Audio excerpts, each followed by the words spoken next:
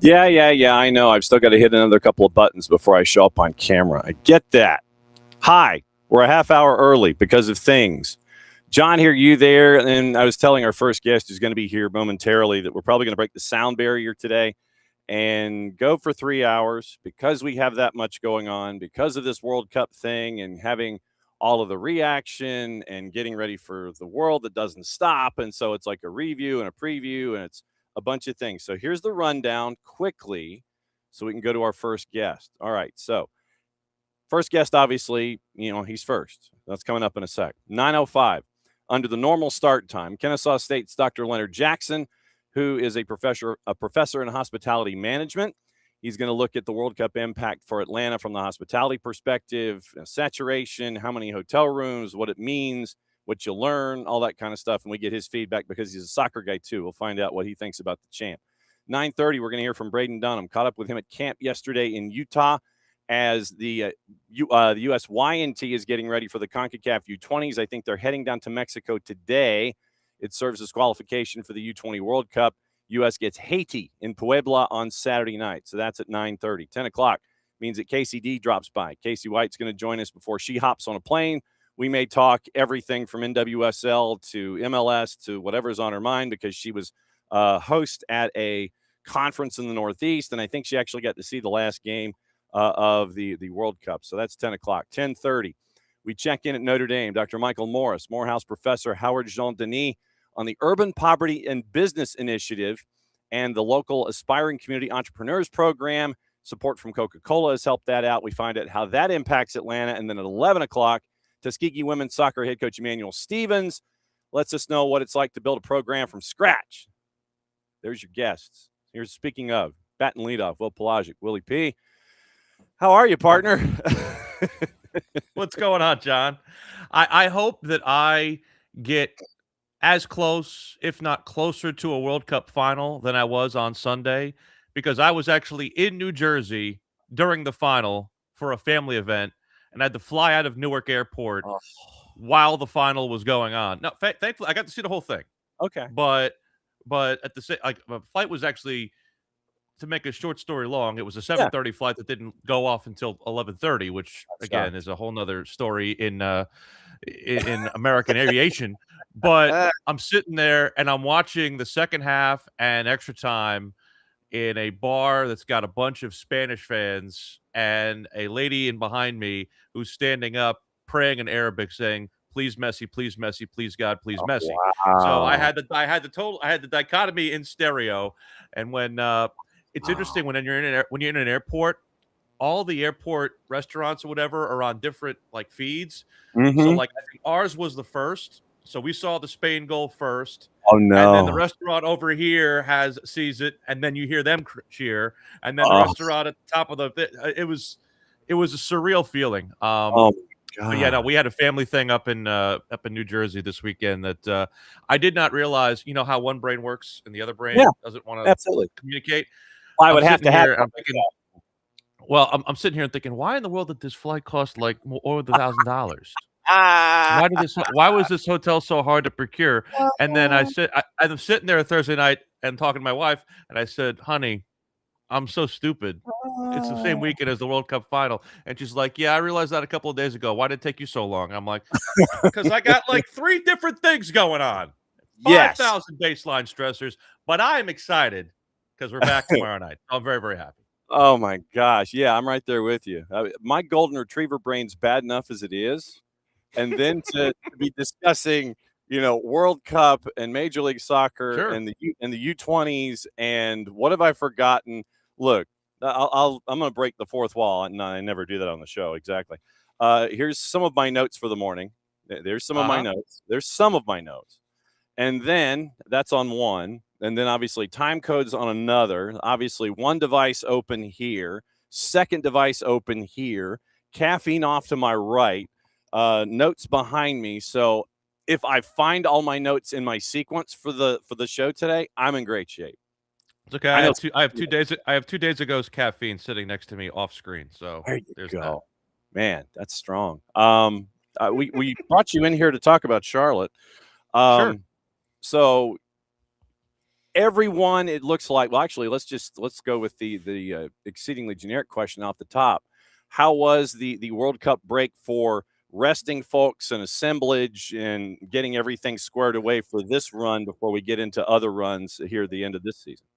Well, Charlotte did kind of limp to the finish at the end of the pre-World Cup portion. They were dealing with a couple of injuries in the back line. Harry Toffolo was hurt, and then his replacement ended up getting a red card in Charlotte's final game.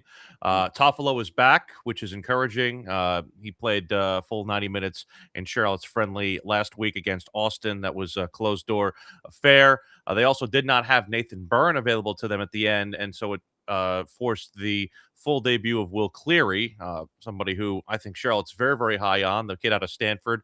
Very, very smart kid, and I think he had a very admirable debut, but I think asking too much out of him too early would be something that might derail him a little bit. So it was good to get Nath back. There were a couple of guys who picked up some nicks and niggles over the course of the time that they were getting back to ramp up. Edon Toklamati was dealing with a bit of a hamstring injury, but he was back in full training when we saw him yesterday. And Nath also still trying to get himself back full off the hamstring injury, but he was back in full training as well. As far as everybody else goes, the only real injury to Charlotte right now is Aaron John took a really, I think, gross shoulder injury during the break. They're hoping to that it heals without surgery. It's one of those things that kind of was a freak accident that took place during training over the break. That's really the only injury really to speak of. David Schnegg is dealing with a groin, but he's not even eligible for Wednesday's game anyway, so he's not necessarily a high concern in Charlotte's plans. And the only other real absence is an unfortunate one for Charlotte, and their new signing, Alan St. Maximin, is still working through the diplomacy, as it were, because sometimes some teams get visas quickly, and sometimes some teams' visas don't get visas quickly. I don't know why the rhyme or reason is for it, but it is one of the things we have to deal with in this league. But Charlotte adds a really dynamic player who at some point will contribute for Charlotte FC in a great deal, we hope. But doesn't look like he's going to be on the field for us tomorrow night in Uptown. At some point, he'll contribute. It's a contribution to be named later. At some point. Yes, because of the in of Alan St. Maximin, that meant there was an out. And sure, when you look at, I guess I don't know if legacy is the right word, but I guess just the time spent from Wilf Zaha in Charlotte, how would you characterize it with him now out back to Europe and St. Maximin coming in at some point? I would call it complicated, to say the least. And I think it's almost kind of the story of a lot of our designated players. When you think about, Karol Swiderski came in here, and I think performed admirably as our first DP. I don't know if he had necessarily the personality to have that on his shoulders. And this is something that our GM has talked about a lot. He is a fan of being able to spend unlimited money on players, but he's not a fan of what the designated player tag does to some players. And I don't think that was necessarily the case with Wilfried Zaha. I just think that where Wilf's game is and where he thinks his game is are in two different places. And I think this is something that every footballer goes through. He's going to be 34 in November. The tricks and moves that he made when he was in his prime at Crystal Palace are things that he probably can't do now. And he found himself a lot of times within 2 and 3 defenders trying to do things that bordered on the crazy for even the youngest of players and in prime of players. And the being fouled a lot was something that, while at times it was a weapon, at times it was Charlotte's worst enemy, because it let out the venom that was the Zaha temper. And, I found it interesting when we were talking with St. Maximin, for example. Somebody asked him about Zaha being fouled as much and whether or not that attention will come to him. And St. Maximin, and I'm paraphrasing here, he said something to the effect of, "Hey, I know when I got 3 dudes around me, I got to pass the ball. And that's because somebody's open. So if I got to do that and it helps us win, I'm good with it." And he said, "My job's not to get fouled. My job's to make people miss." So it's one of those things where I think he maybe brings on a fresher attitude than Wilf Zaha did. I think Zaha's belly aching with the referees did kind of wear on fans, and it brought them to think about Enzo Capetti's time here. And to be clear, neither player is in the same stratosphere in terms of ability. I think we saw Enzo Capetti bellyache and whine and not really put up the numbers. Zaha put up numbers, at least in his first season. I would say the numbers kind of trailed off a little bit, unfortunately, in the first half of this year. He didn't see the goal contribution that I thought you would see in the first half of the season, and I think that's what led to the conversation being had about, hey, you know what? We want to get you back at a certain level, but in terms of what you're going to be at age 34, the last thing Charlotte FC wants to be doing is paying a designated player who's a diminishing asset. And so they wanted to get younger at the position. I think they parted amicably. There is a rush of South American teams that are trying to vie for Wilf Zaha's services. And then I saw a report this morning that a couple of EFL championship teams have kicked the tires on Zaha. I think there's a reason you haven't seen him, you haven't seen a big rush of teams necessarily to sign him right away, because I think the valuation, or his valuation of where he thinks he is probably not on par with where the market sees him at this point. So I wish him well, but I think St. Maximin's going to do things that I think maybe fit this league a lot better, because this league, as you know, John, it begs you to take on defenders. And if there's one guy who knows how to do that, it is Alan St. Maximin, with the way that he is an incredible dribbler. He's one of the most dynamic take-on players that we've seen in the world. His numbers rank up there with Messi and Neymar in their primes when it comes to take-on winnability. The biggest question when it comes to him is, will the counting stats look like a designated player's counting stats? Because that's the one thing that's kind of been the issue with me seeing him in the past, is that he doesn't put up the big, heavy goal numbers that some of the other DPs have come into this league look like. But the thing I love that he said was that he wants to be a club legend. He wants to be somebody who creates a legacy with this club. He's coming here on a 3-year contract, which is one of the largest contracts ever given to a Charlotte FC DP. And he says, I want to be here beyond that 3-year contract. He could be somebody who is kind of in the vein of a Hani Mukhtar, somebody who was a, overlooked and not necessarily as known player coming into this league, and somebody who takes the league by storm. Charlotte has not really had, outside of Pep Biel, that one designated player who has staying power. They've had a lot of movement in terms of people coming in and out of that position, in what our GM calls the hardest position to field in an MLS roster. So then what I would posit, we talk a lot about, and this, you and I talk about it a lot. We talk about it here at SDH, the idea of positional gravity. And Alan St. Maximin mentions that in the conversations and the back and forth that you've had, that I think that DP numbers can come at you in two ways. I think that obviously a DP number, and like I said, this is in massive quotations, underline, exclamated, bold-faced, italicized, pick your font.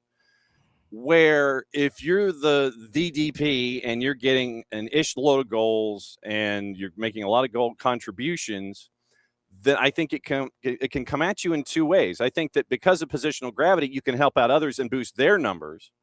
But I know that we gravitate toward the idea of a DP sitting there going, well, his numbers stink, but you got to look at the context of it all. If he's helping out the others around him, I think that your DP-ness is just as effective. Who would benefit the most, you think, from positional gravity when Alan St. Maximin walks in the door?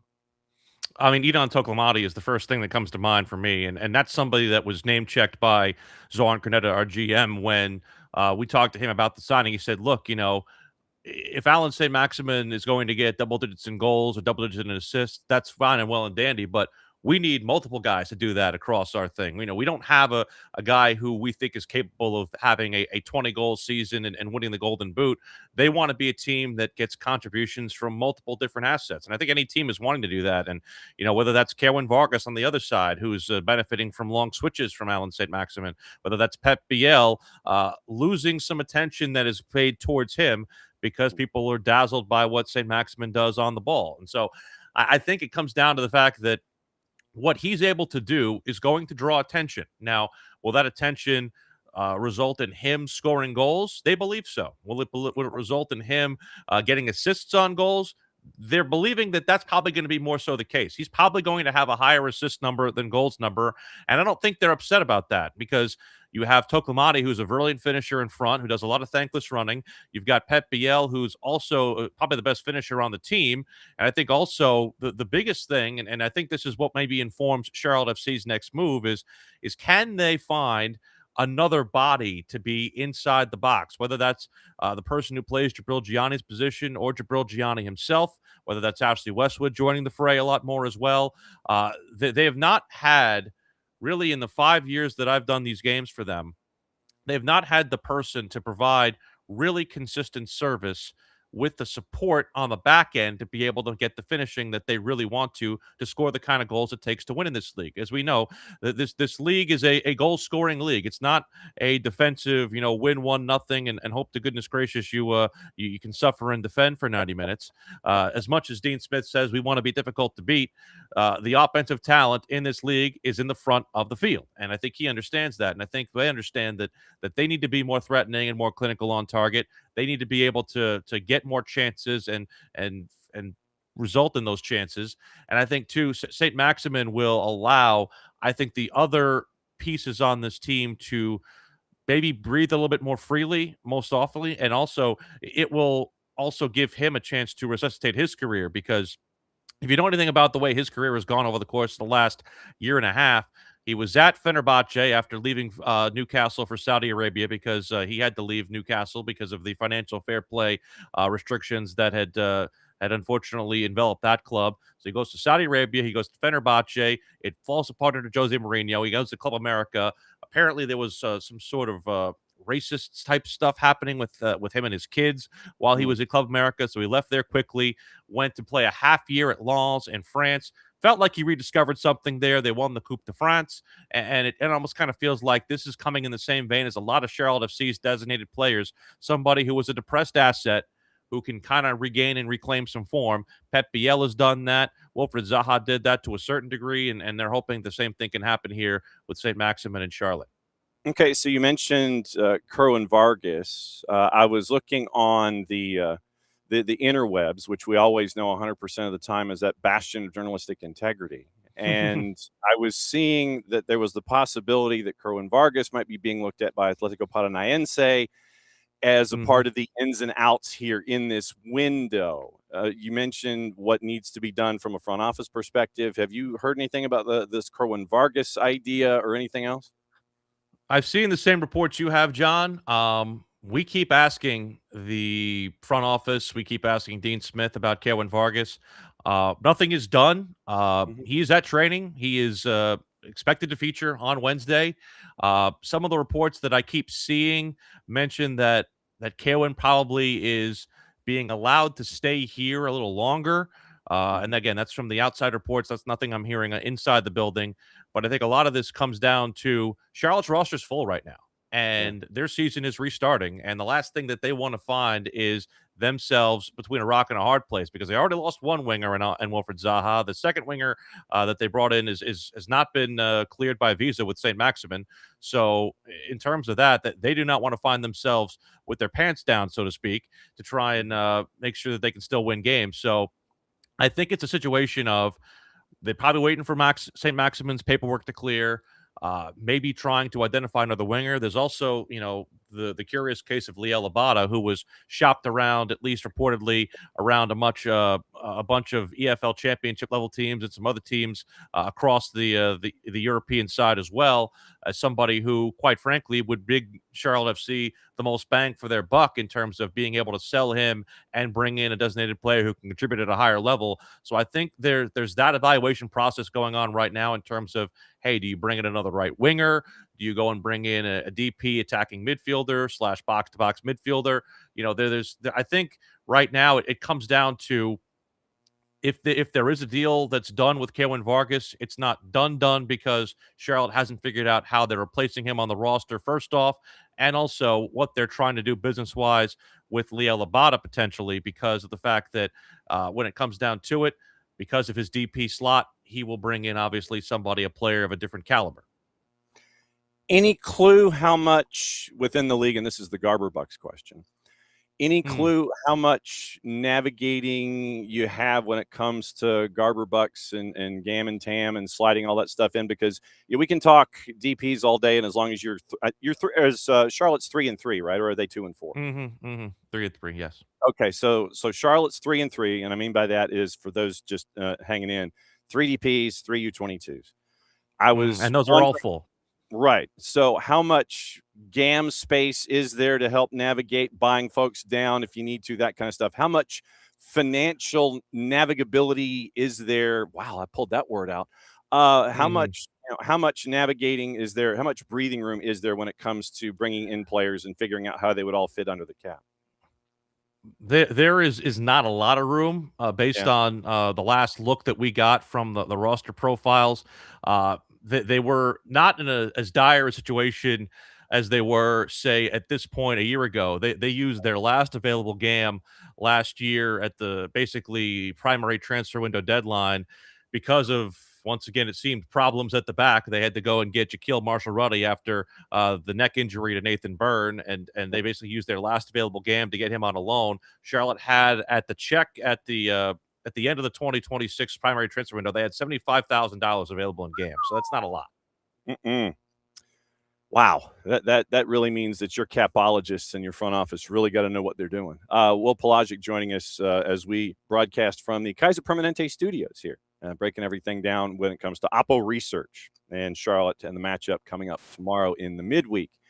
You mentioned defense, so let's go defense.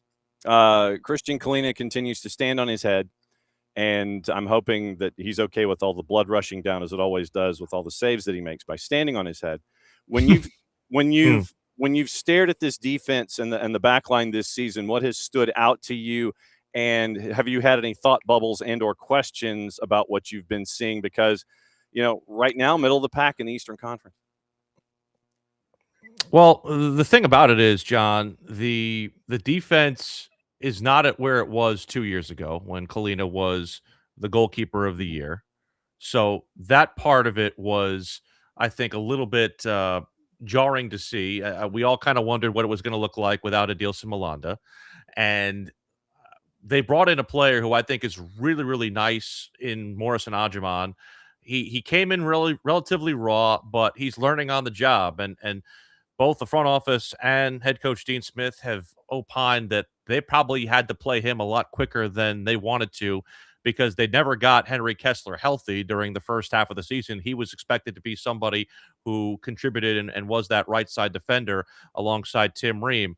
I will say Tim had an uneven first half. I think there were moments of brilliance alongside some of the moments like we saw in the U.S. men's national team game where, backtracking is not Tim's forte.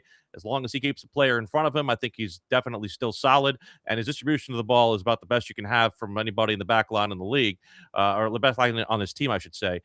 So from that part of it, I think is really, really good to see from him in terms of a leadership standpoint. But at the same point in time, you wonder just how much of a shelf life is left on the U.S. men's international.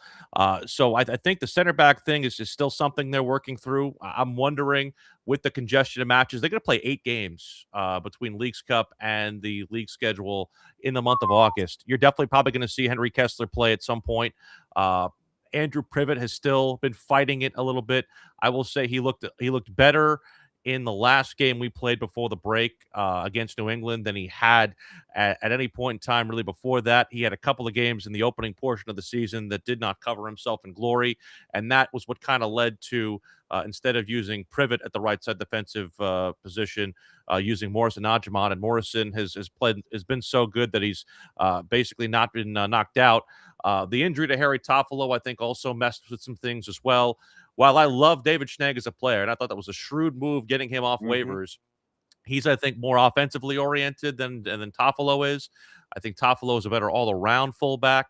And Nathan Byrne, I think, also, too, has had some moments where maybe the age is catching up to him a little bit. And he was also, again, hampered with a hamstring. So I think they're still trying to figure it out. They're still trying to put it together. I think Kalina has been asked to do a lot. He has not had what I would consider to be the blunder type moments en masse. There have been a couple that you would point out and say, oh, he was in the wrong position. I don't want to say he's had a full howler to say this, so to speak, but there have been a couple of moments where you look at it and say maybe he is suffering the barrage of shots is probably giving him a little bit more than he can handle. I think also I find it curious that after a couple of years where it felt like he was maybe a snub for the All-Star game, Dean Smith does not select him when he has the opportunity to do so, and I think that's indicative of the fact that while his save number is high, I think a lot of it comes down to the fact that they just have not been as solid defensively as Dean Smith's teams in his first couple of seasons have been here at Charlotte. But then how much of that is what's in front of him, and how much of that is Kalina and just everything that's been at him for the last couple of years? It's more what's in front of him, I think. And again, like I said, he hasn't played poorly. I wouldn't say he's played poorly. I just think, again, a lot of times, the numbers and metrics are where they are. He's only had 2 clean sheets this season. So I think it comes down to the fact that there have been times where he has bailed his guys out, which I think is incredibly indicative of how our season has gone. I think they have been as good as he can be, and as good as they are at denying chances. I think also the part of this that comes down to it is that we just don't see a lot of the ball. And so that puts a lot of pressure on what has to happen in terms of Charlotte FC suffering a lot. They have not been as good in the midfield, John, at taking the ball off opponents, whether that's by design from Dean Smith or whether that's by, a lack of aggressiveness from the players on the pitch and not getting the missive from the touchline. I think it's a situation where they need to come out of the gates in this second half a lot more aggressive, because they do need to find a way to relieve some pressure off Kalina and relieve some pressure off that defense, because I think they are being made to play a heck of a lot more suffering type football in the first 15 games of the season than I think they wanted to by design. So I'm curious to see just how that changes, because you got the one thing that is interesting about this 4-week break. You can't totally remake yourself, but you can try to hone in on things that, hey, during that first half, we didn't like. And one of the things that Dean Smith said is that, there were a lot of their performances over the course of the first 15 games that they switched off. And while their defense wasn't necessarily overall poor, there were marked moments in games where they switched off, and it led to games getting out of hand. And I think that's something that they're definitely hoping changes when it comes to restarting this second half of the season. And we get to hang out with you and find out what's going on from the Charlotte perspective. If you would please, sir, cut the promo as to how folks can listen to you, not just in the midweek as a part of home experiences on streaming services with contracts, but 30 hours a day, 8 days a week, 392 days a year. How do they do it? Certainly, sir. We will have a big pregame show getting ready for that game tomorrow night, beginning at 7:30, an extended pregame show. I'll have an exclusive chat with Dean Smith on our radio flagship, 92.7 FM, WFNZ, and in stations all across the Carolinas, which will be very nice. I'm actually also hosting today and tomorrow on our flagship station from 3 until 6. You'll be able to hear that conversation with Dean Smith, and also we'll have a chance to chat with Zoran Kaneda as well on not just what's going on with Charlotte FC on the field, what's happening in the boardroom, and how potentially they are working to try and rectify that GAM situation, which is up against it, so to speak. But looking forward to the restart. Looking forward to seeing Mike and Jason in the booth tomorrow night as well. And as I always like to say, I root for you guys aside from twice a year. So hopefully, I saw the game on Friday night in Nashville, and I will say Atlanta, while the scoreline did not indicate it, I will say they looked a heck of a lot better than I had seen from a previous aspect, and the record might indicate. Yep, defense, and they had the press conference with Junior Alonso and Paulo Diaz yesterday with Chris Henderson, and one of those two should be available in the midweek, and we'll figure it out going forward. Because as you well know, once again, how did you phrase it when it came to the administrative work from overseas and lawyers? How did you phrase it at the beginning? Do you remember? Inconsistent diplomacy. There we go. Inconsistent diplomacy. There it is. The inconsistent diplomacy is one of the aspects that Atlanta United has to deal with one of the two defensive acquisitions. I know you got to go to practice, so as always, my friend, great to see you. Thanks for batting lead off and getting us on the right path when it comes to Charlotte and Atlanta United coming up in the midweek, sir.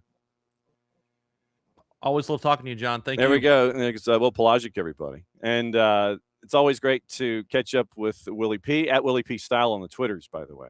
And it's always good to catch up with him, find out what's going on up the road. I know a lot of you are heading up in that direction because 5-2-2 at home at the bank. And you've also got this all-star thing that's coming up around the corner this time next week. And so it's always going to be great to catch up with Willie P on a bunch of different fronts. But he's heading to practice. And yes, we are talking about practice. Not a game, We're just talking about practice. All right, it's 9 o'clock from the Kaiser Permanente studios. Once again, thanks to Kaiser Permanente for being great partners and friends with us here at SDH and letting us have the opportunity to tell you what's going on in and around the planet every single day that we've done things. And I think that I've got the math right, that by the end of this week, on all of our SDH-ness, we will have gone 54 straight days live doing stuff, whether it was for this World Cup thing or getting you ready for Atlanta United and all of that. And our next guest to start the second half of hour number 1, because we started a half hour early, but this would be the normal start time under normal circumstances. This one's kind of cool because we've been tapping the shoulder of our friends at Kennesaw State a great deal during the World Cup tournament. And we've been wondering what their perspectives are on a bunch of different things. What it's stuff that you see, stuff you don't see, whether it's administrative, all the aspects, to make sure that something the size of a cup that the world is chasing in a host city goes off as well as possible. And there are a lot of different parts to it. And so what we wanted to do this time around is catch up with Dr. Leonard Jackson, professor of hospitality management. And we wanted to find out about economy and tourism when it comes to this tournament that we've had come blowing through our environments. And for this, we go to Kennesaw State University. Doc, thanks for dropping by this morning. Oh, thank you for having me, John. Great to be with you this morning. Now I know I was trying to find out what your playing history was, and I know that did you play intramurals at Guelph when you were a Griffin, or did that stop when you got to Guelph and did your undergrad? Yeah, I stopped at Guelph, before Guelph actually, but I played high school soccer from as far back as I can remember, going back to, I'm thinking, 1978 World Cup. Oh, wow. That's what got me inspired. It was a great World Cup, and we all wanted to be like little Pelés, but also, so I grew up wanting to be the next Pelé, and I was greatly inspired by the great Argentina, Kempes. So that was in 1978. So I made my high school soccer team. So throughout high school, I was a goalkeeper. Oh, I was a goalkeeper. So much like every other keeper that I know, you want to be Pele or Kempes. I see how. Yes, I know. So later on, after I realized I was not really great on the field compared to my peers, I moved into the goal and wanted to be Gordon Banks. So Gordon Banks was the greatest keeper that helped England won their first World Cup in 1966. So yes, so I gave up my dreams of becoming Pele and turned into the best version of Gordon Banks. So when you got all of your degrees and all of your recognitions, and honestly, you've got to use the backside of the business card and another business card with all of the things that you have pursued in your time. When you found out that a World Cup was coming to this hemisphere and that Atlanta was going to be one of the host cities, what was your initial response other than, yeah, I'm not surprised? Yeah, I was super excited because it gave us in Atlanta an opportunity to showcase our city to the world on the world's largest stage. The World Cup is the largest event globally.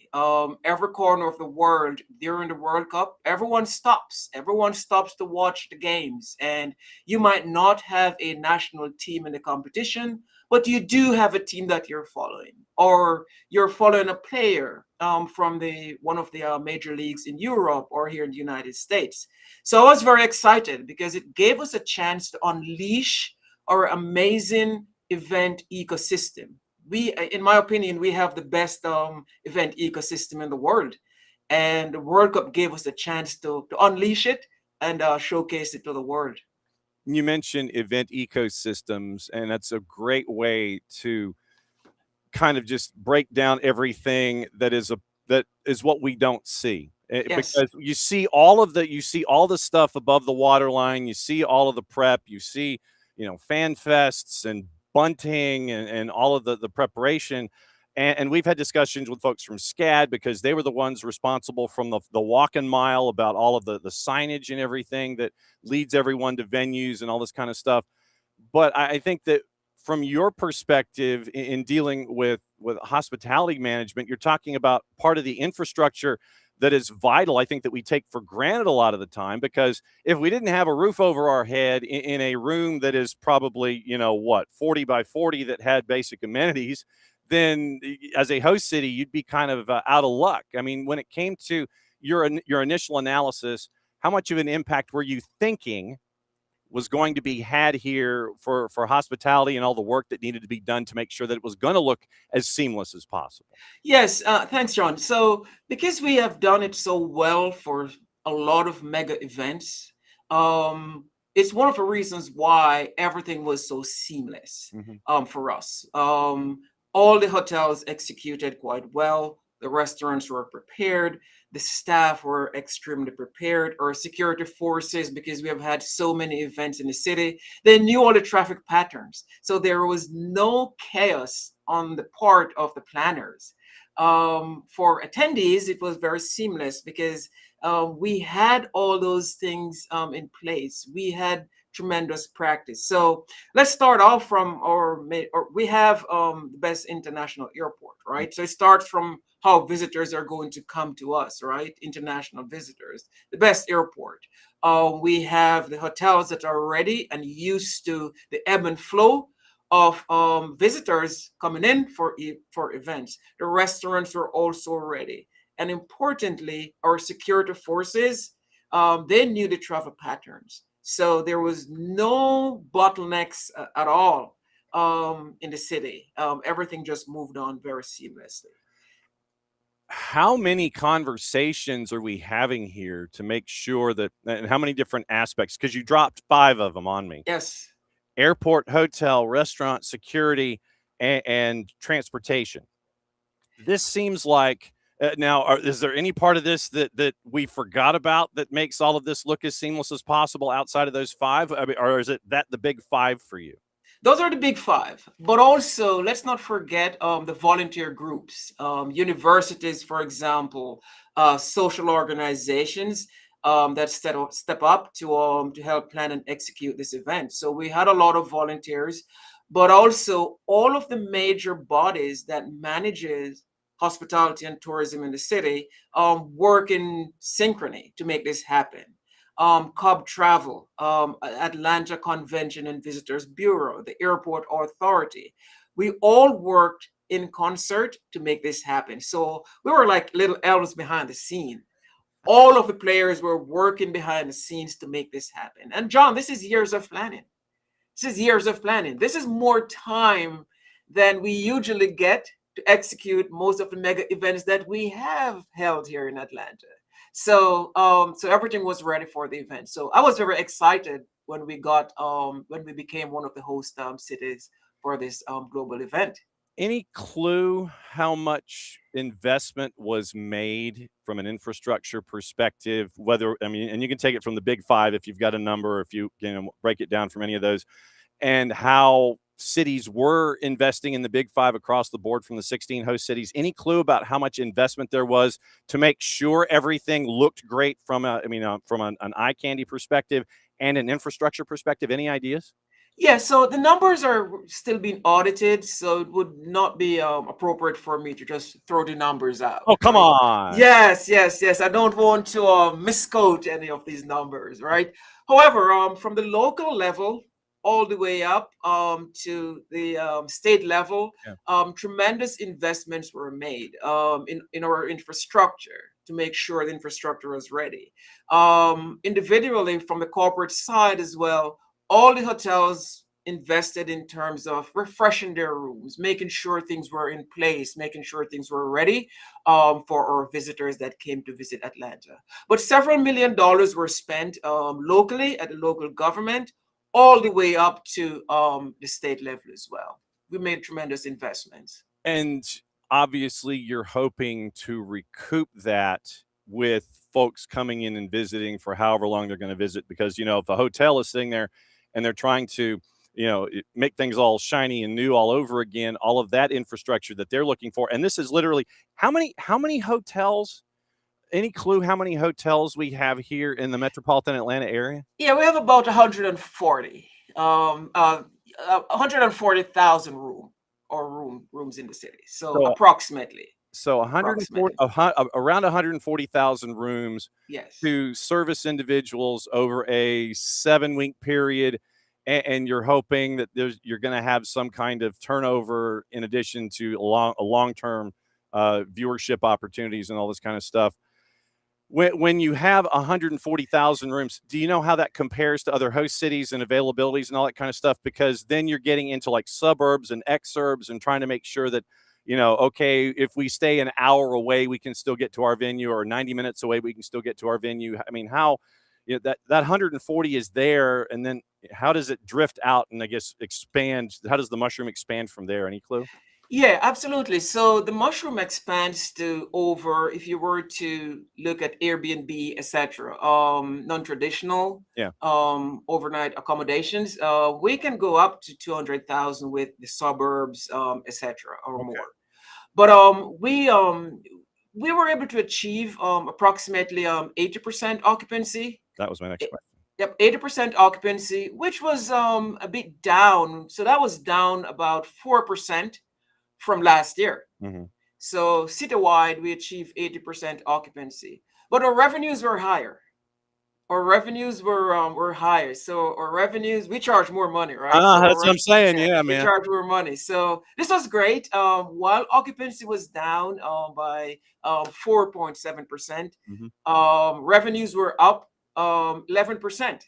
So we charge more. So yes, we do need occupancy, but at the end of the day, John, we take money to the bank, right? Yes. So a higher percentage occupancy means, you had less rooms to clean, which means your operational expenses are going to be a little bit lower, and ultimately, you're going to take more money to the bank, and that's what hotels were hoping for. Yeah, and when it comes to the other host cities, have you and your friends in other host cities been able to compare notes about the World Cup? And it's like, well, yeah, we were down 4.7% in occupancy, but we were up 11% in revenue.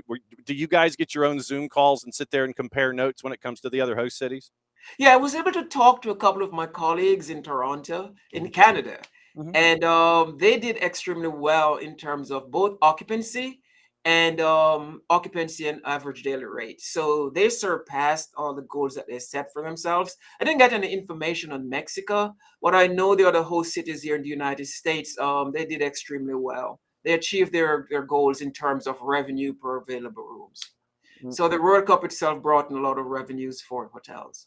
What about the exchange rate? Since you mentioned Toronto, I mean, I know that not everybody can stay at Sky Dome or sit there and be on King Street and make it an easy walk down to the waterfront to go see what's going on at BMO. Although if you looked at the fans that were there in Toronto, they didn't really care.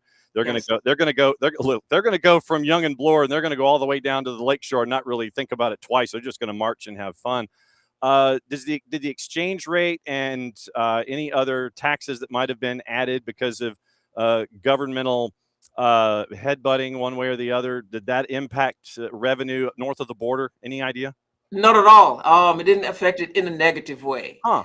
Because Toronto has the suburbs of Mississauga, all of those spillover cities. Yeah, you get to go hang out by the airport in Pearson, man. I've done that a lot. Absolutely. And as you know, they have a well-developed public transportation system. So you can stay in Mississauga, you can stay up in the East End in Pickering, and then you can take the Toronto TTC, Toronto Transport System, right down to the games. Tourism. I wanted to break that down a little bit. I know that what you're looking for in a perfect world, if you're a host city, is for folks to come in, not come in for just a match. You want them to come in for the match, come in a couple days early. If you're following your club, make sure that you might stay a couple days late. Any idea how tourism was impacted positively? Even line, how tourism numbers came out? Yeah, so we the numbers that we're still trying to audit the what we call unique visitor count, Hmm. which are people coming specifically for and staying for the games, Right. right? Yeah. So we're still looking at that. But in terms of we have some actual numbers that we can share, right? So in terms of confirmed and defensible numbers, we had 544,000 stadium admissions, right? Right. And over 500,000 fan festivals, right? So one of the things that we found was that there were a lot of folks who were just moving around from city to city by car. Huh. So by car, and so the midday games, for example, the midday games, people would come in for those games, and then they would move back to where their team was perhaps going to play again. So we had a very mobile visitor base for the World Cup.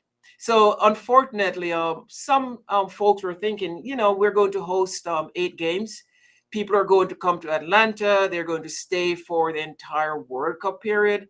That's not how it works for the World Cup. And I think we're still hanging on to the 1996 Olympics Hmm. in terms of that impact. But what we need to understand is that the Olympics was a concentrated event, right? Yeah. All of the events were in Atlanta. With this one, it was all over North America. So people were very mobile. People were mobile. People were driving. People were flying in, flying out, coming in for their games. And especially the midday games, people were just coming in and then leaving. So we didn't have a lot of long-term stay visitors, Hmm. very short-term. So when it comes to the World Cup in host cities, it almost seems like with retention, I guess that's the right word when it comes to tourism retention and folks staying for longer days, it almost seems like it was along the lines of like a Super Bowl or a World Series or something like that, where you're there for whatever game you're attached to, and you're going to kind of drift out to where you were and then come back in. It's not something that's like a World Series if you're staying for like 2 games or 3 games, if your team is there for X number of days. It like literally is, I'm going to my Atlanta Falcons game on the weekend, or I'm going to my college football game on the weekend, and then I'm going back to where I came from. Is that an accurate comparison? That is absolutely correct. Absolutely correct. And I think one of the misconception with some of the planners, they thought people were going to come in for the entire period, stay for the entire period. So we can learn from it, right? If we have this mega event again, what we perhaps need to do is create a lot more packages where visitors can experience, for example, Georgia as a whole. So we need to create these packages, engage local vendors as well to be part of these packages, so that we can showcase our city in all its aspects. The back streets of Atlanta, where you go and find some unique culinary experience, right? And package it with, let's say, a visit over to Stone Mountain, right? So we need to do something more of selling Atlanta as a destination, as opposed to just the games themselves and hotel accommodation. That perhaps could entice more economic impact in our economy. What other lessons are there on the table? Obviously, you mentioned bringing somebody under the tent and keeping them here and giving them Yes. reasons to do that. What other lessons do you think were brought from the World Cup from a hospitality, entertainment, tourism standpoint? Yeah, we need to have a more agile workforce, just in time workforce, as opposed to hiring folks. We're taking you on for the next 2 weeks for the World Cup, right? So we need to have a more agile workforce, work a lot more with contractors who provide these what I like to call just-in-time labor force, Right. so that you're not saddled with employees on your payroll for 2 weeks, Right. and then you have that lull, when people are not here to require the services. And dealing with all that paperwork and filling out all the taxes for 1099ers. Absolutely. For every individual that wanders into the door. I know how this plays. Absolutely. When it comes to finding out all these other numbers that you're looking for, I know they're kind of trickling in. When do you think, when do I get my big PDF from you about all the final lessons, whether it's dollars, economic, profit and loss? When do I get my big PDF from you? We should have that ready for you by end of August. We work very fast. We work very fast. So we have the forecast, and then we look at actual numbers after. But we do have some that we can share, as I mentioned earlier. Stadium visitation. Marta, I don't think we give Marta a lot of credit. We really should give Marta some credit here, including myself, right? Marta moved 4.7 million people during the World Cup. That's massive. That's massive. So again, John, all of our supported infrastructure, I'm so happy, you can see me smiling. They all work in synchrony, in a very symbiotic relationship to execute this mega event. And when a city has done it a lot of times, yes, it's like you're ready to go. You know what you're getting into. Yes. And you're not really surprised by anything. You're ready for anything. You're not surprised by it. And you got to see what happened here in Atlanta, in the Atlanta area, as one of the host cities. So what do you think about the final, by the way? Spain and Argentina, what do you think? I like to think, well, first I'm biased. I wanted an England France final. Okay. However, I like to say Kacey is the reason why Spain won. They used our stadium as their practice facility. So, hey, nothing beats preparation, right? If they had a lousy preparation, they would not have won. So I'd like to, as a KCU employee, I'd like to take credit for Spain winning. Well, and so will the city. We prepare them well, and they're here in Atlanta, so they were well prepared, and hence they won the World Cup. So hats off to Spain for sure. No doubt about it, and especially, and the city of Chattanooga is going to sit there since they've adopted Spain anyway. Yes, as their home up at the Baylor School. Well, as our resident sweeper keeper professor, doctor. Yes. Dr. Jackson, it's great to have you on to kind of break everything down. And when you do have those final numbers, go ahead and fire them off to me, and we'll have you back to break that stuff all down after Labor Day and let everybody know the real numbers game that happened here. It's great to see you, my friend. Thanks for likewise. Do not be a stranger. We'll catch up with you soon. Hooty hoo. Will do. Thank you, John. Looking forward to talking again soon. There he goes, Dr. Leonard Jackson, and like I said, he has so many different specialties and things that he's accomplished over his career. Literally, it's not just the business card. It's not the front. It's like the front, the back, and maybe a second one. I think he's got his own legal pad when it comes to everything that he's accomplished. It's like USC. He's teaching stuff. He's teaching stuff up in the Northeast. Obviously, we talked about what's going on up in Canada, up at Guelph as a Guelph Griffin. I knew that one, and it's Griffin, like not like the city south of here, not Griffon, but Griffin. Hang on, Gyrphon. I had to spell it out. I had to write it, but yeah, a Guelph Griffin. But to get that kind of perspective when it comes to economy and tourism here in the area, it's important as a part of all of the infrastructure to understand the investments that were made and all of these different ideas that come together to make sure that what we saw went off as evenly as possible. And I mean, if you think about it, obviously those transitory folks that come in who want to, come in and see their team and leave. When we got into that conversation with Dr. Jackson late, in our talk about a lot of folks driving in, not really hanging out for like a couple of days. And he brings the point about, okay, in future times, probably with the Copa America, Women's World Cup, those kinds of things happening next couple of years, the idea of keeping folks here in the area and, having them go and sample, suburb here, diaspora here, all that kind of stuff. So I thought that was interesting that it was more of a transitory audience that came in. It was either the folks that were fans of their teams. It's like, okay, fandom is here. Come in a day or two ahead of time, like the Argentines did on more than one occasion. They came in the first time, they knew what to do. They came in the second time, and it was, old hat for them.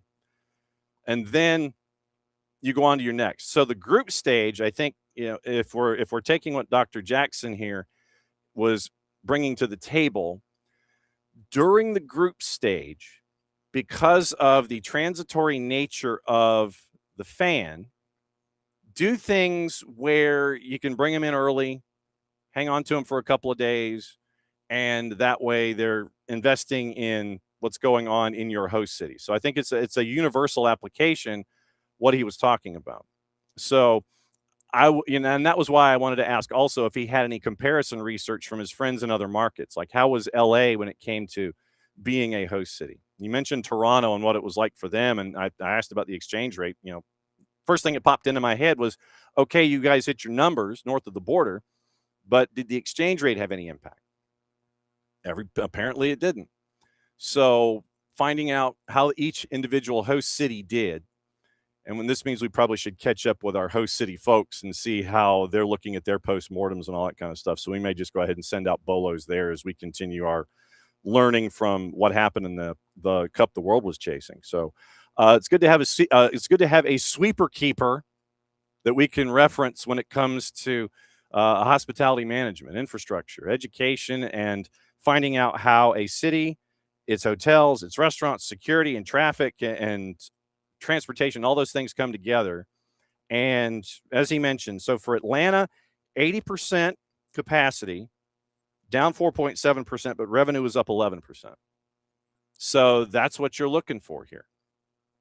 And, I'd love to know from the city of Atlanta what their numbers were when it came to their level of investment and, what they had to take care of as a part of the rather large contract, which I think was 3 inches thick, that they had to, sign on to when it came to them being a part of the whole discussion. So, yeah, literally, as we were talking, and you know how I am about my notes, literally, I'm sitting here and I'm taking notes to ask questions. I mean, we do have a base of questions when we wanted to bring in Dr. Jackson in the first place, but then he starts talking about other things.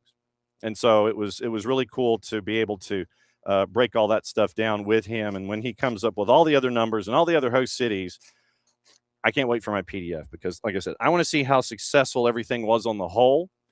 And I want to see where it all relates to other host cities and preparation and panic. Infrastructure panic, I guess, is probably a new phrase that I'm going to create here. How many surprises were there? How many surprises? And it didn't seem like there were a whole lot of surprises here in Atlanta as a host city where we're based here at SDH.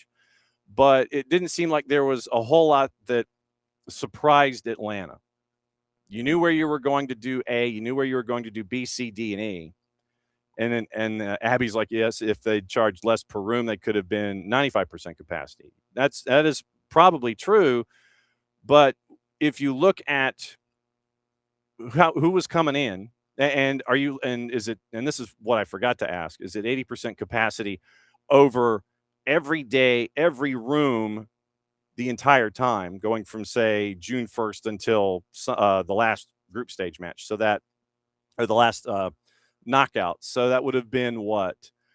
Midweek last week. So if you subtract 7, you're looking at 22 and 7 is 50. So in a 65-day period, 45-day period. So 6 weeks. So in a 45-day period, June 1st until that last knockout game, what was, if it was at 80% capacity there, and then he mentioned the numbers themselves going from up to, with Airbnbs and such, up to 200,000 rooms capacity. If it was 80%, was it in that window, and how does it compare to other host cities? Like I said, we got Toronto's answer. I know he's working on Mexico's answer, but yeah, when he gets all of the other answers about capacity and infrastructure and surprises and profit and loss and all that kind of stuff, I want to have him back so we can sit there. And if we're doing a PowerPoint presentation, so be it, even though you don't want me doing a PowerPoint presentation. But I think it's an interesting case study economically to find out Atlanta wasn't surprised, but you still ended up with all the investment. You ended up 11% on the good side, even though your rooms were down 5%. You made that up a little bit. But I'm now intrigued to how it will look when he gets all the other information with all the other host cities. How many surprises were there? How many things that had to be done on a snap? That kind of stuff. So we're going to put a bookmark in this particular part of the postmortem when it comes to host cities and such. And it was great to catch up with our resident sweeper keeper, Dr. Leonard Jackson, professor of hospitality management and dealing with economy and tourism up at Kennesaw State University. And once again, thanks to our friend Darius Goodman for steering all of the folks this way. Kevin, when you got to catch up with Kevin Hewitt, we got to catch up with another Chad Gabert, who's been great with numbers and World Cup power impact ratings with players and all that kind of Dr. Morgan as well. So it's been a great resource for us to kind of help find out about all of the stuff that we wander through and take part in when it comes to a tournament like this, but may not necessarily understand everything that goes into it. And so all of these moving parts, and you end up with, from the hospitality element of it, revenue increase, rooms decrease, but it's 5%. So you're talking like 7,000 rooms-ish not used during, I'm guessing, that 6.5 week period, that 45 days. So that's the rundown there. Yeah, I know, me and math. Mayor Dickens said, Abby said they didn't go over the budget. Reimbursement from FIFA and the Fed will cover everything. Boom, there you go. And now, and Abby, to your point,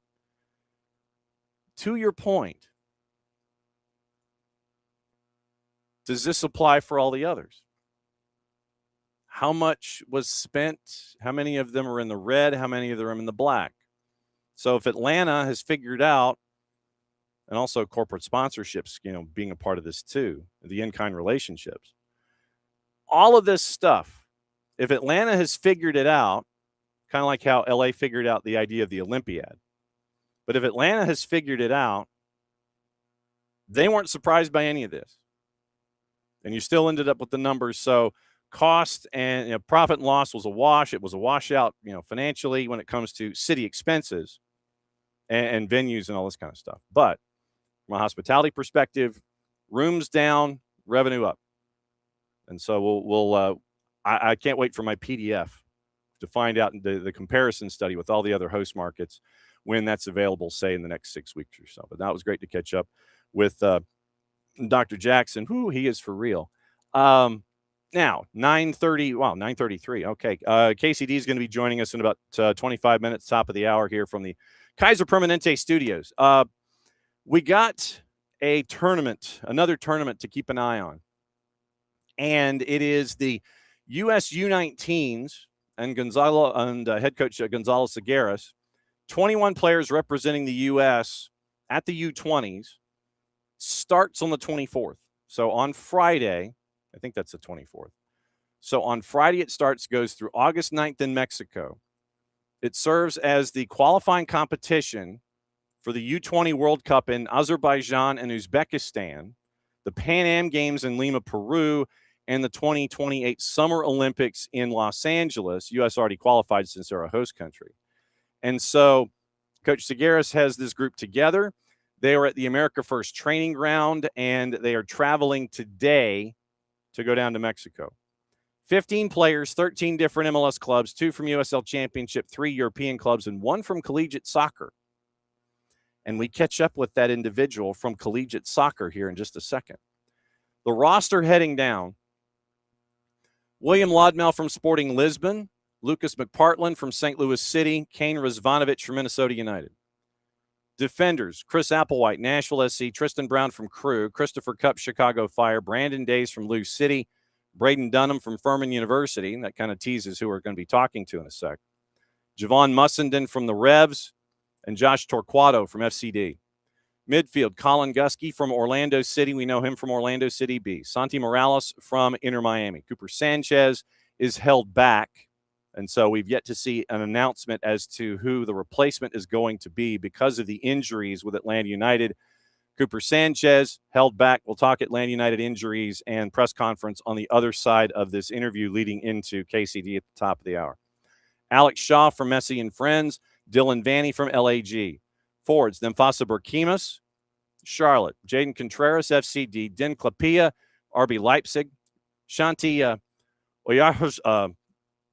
Oyharshabal from Athletic Bilbao. Took me a second. Ruben Ramos, LAG; Colton Swan, Charleston Battery; Noah Santos from Portland is joining as a training player during pre-camp in Salt Lake. Haiti, July 25; El Salvador, July 28; Cuba, July 31st. Top 2 in each group. 2 best third-place teams advance to the quarters in Puebla at the turn of the month. Those winners go to the World Cup, go to the Pan Am Games, goes to the Azteca semifinals August 7, hosting the final August 9. Tournament winner also qualifies for 28, but if the U.S. wins, the Olympic berth goes to the runner-up. So there is the rundown. And because of this, we mentioned there's one college player. We already said who it is. Ties to Atlanta United, ties to the area, the pride of Peachtree City, Georgia, Braden Dunham. David says, not sure how many of you are scuffed listeners, but New Jersey Governor Mikey Sherrill talked about economics and getting stuck with the cost. Yeah, she was not happy. Yeah, Mikey Sherrill was not happy about everything that they were stuck with in New Jersey. And, but yeah, and obviously, Cooper, with Jay Fortune out 3 to 4 weeks, Matt Edwards day to day, and it's it's an opportunity for Cooper. But once again, you've got to stay at home and help out your parent club. And yes, I know it does stink, but looking forward to see what the U.S. does in this tournament. And obviously, Cooper is going to have more chances down the line to help represent his country. Speaking of Braden Dunham, caught up with him yesterday in Utah. And I'm hoping it was after practice. I think it was after practice. And got his thoughts about what it's like representing his country, what it's like to be a part of this process, and what he's anticipating when it comes to study hall, group stage, CONCACAF, and how he's improved after his freshman season at Furman. So here is that conversation that we had with Braden Dunham. So, Braden, I guess my first question for you is like this. Usually there's that question when you come back to school is like what I did on my summer vacation. Yeah. You're not really having a summer vacation. You're out there getting ready for important competition. So I know it's only been a couple days, but what's camp been like so far? I mean, it's been very good. I mean, the competition is great. The level is very high, and I'm excited to get down to Mexico and prove myself and prove to the whole competition that the U.S. can do well and win it. Yeah, I do want to get into your position group and what it's like with that group of guys coming up here in a bit. But the last time you and I talked, if I'm not mistaken, you were on a bus heading to College Cup activities, either conference or College Cup. I can't remember, but I remember you were on a bus on the interstate. Yeah. And you were going through your freshman year. You finished up 7-3, 10 goal contributions. When you look back at your freshman year as you're getting ready for year number 2 at Furman, what sticks with you about that first year there at Furman? I think I was a solid player, and I think I would like to be more of a leader this year. So I'm going to take what I did last year and step it up a little bit more and lead the team to hopefully a farther run in the NCAAs. Yeah, you mentioned about being a leader and wanting to be more of a leader. I guess get into that growth process for me a little bit. How do you think you need to improve your being a leader and your leadership qualities and abilities and all that kind of stuff? I guess take from what you learned as a freshman, and how do you think that needs to go forward, I guess? Okay, so normally I lead by example, but I think now I need to start leading more vocally. So that's communicating all the time, putting people in the right positions. And that's what I think I need to take another big step up. How difficult is that to kind of train yourself? Because you're used to being the silent guy out there that knows what to do and where to go. How different is that for you to sit there and it's like, okay, I have to vocalize it now? How hard of a transition is that for you? Yeah, I mean, I think it is pretty hard for me, but I think just a lot of practice with it, being comfortable with my teammates, having that good relationship is huge. So I'm trying to build those relationships with the guys here and my college teammates as best as I can, so I can then practice it. I had this vision of you now, like in the back of the bus. It was like, no, you sit here in row 3. You get a window seat. You get an aisle seat. No, you're sitting here at this lunch. I mean, I just have that visualization of how this next step could help out. That's all. No, not there. Mostly on the field. I don't want to be too bossy. Well, there's nothing wrong with this. You're not being bossy. You're being authoritative. All right. You're being authoritative, and you're helping out the process. It's not, we don't want bossy. We just want the game to improve. You mentioned obviously being a leader and helping out, but what about with your own skill set other than being a leader there at center back, which is where most of your time was last year at Furman? What about on the field with the feet, the legs, and so on? I think I just need to keep doing what I've been doing, and obviously I need to play quicker to adapt to the higher level of gameplay here. And that's just getting my first touch clean, making the right decision, and making the right decision every time instead of just most of the time. When I mentioned the position group, the other guys that are listed there as defenders for this camp, it's folks like Tristan Brown, and I know that DCQ was a part of the original list. You got Chris Cupps from Chicago, and Rami Zamuda with Birmingham, and Javon Mussenden, who has an Atlanta base as well, and all that, and Neil Pierre. When I mentioned this position group of defenders that was announced to go into this camp, what sticks in your head about you guys as a group?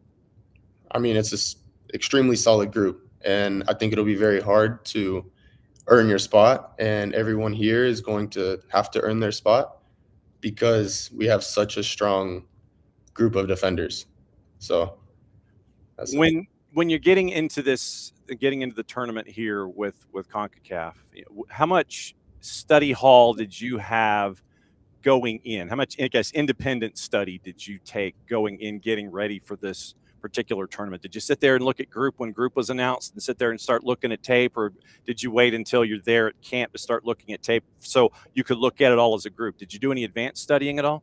Honestly, not really, but this pre-camp is really to get ourselves dialed in, and we're focusing more on ourselves during this period. But when we go to Mexico, I definitely think that we will start diving deeper into these different teams and their habits.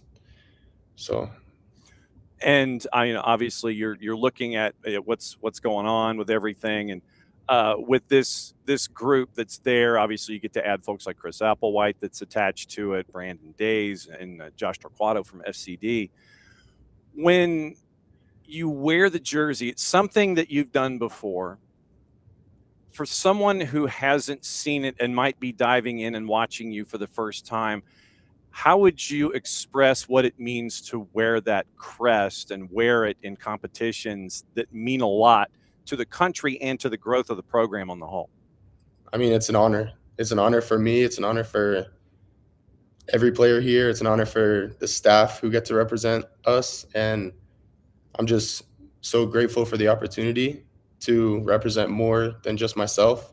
I mean, I'm representing a whole country, and the kids that are looking up to me watching these games, I mean, I'm just going to put it all out there just to show them that it can be done. And because it's just, I'm playing for much more than myself. Mm-hmm.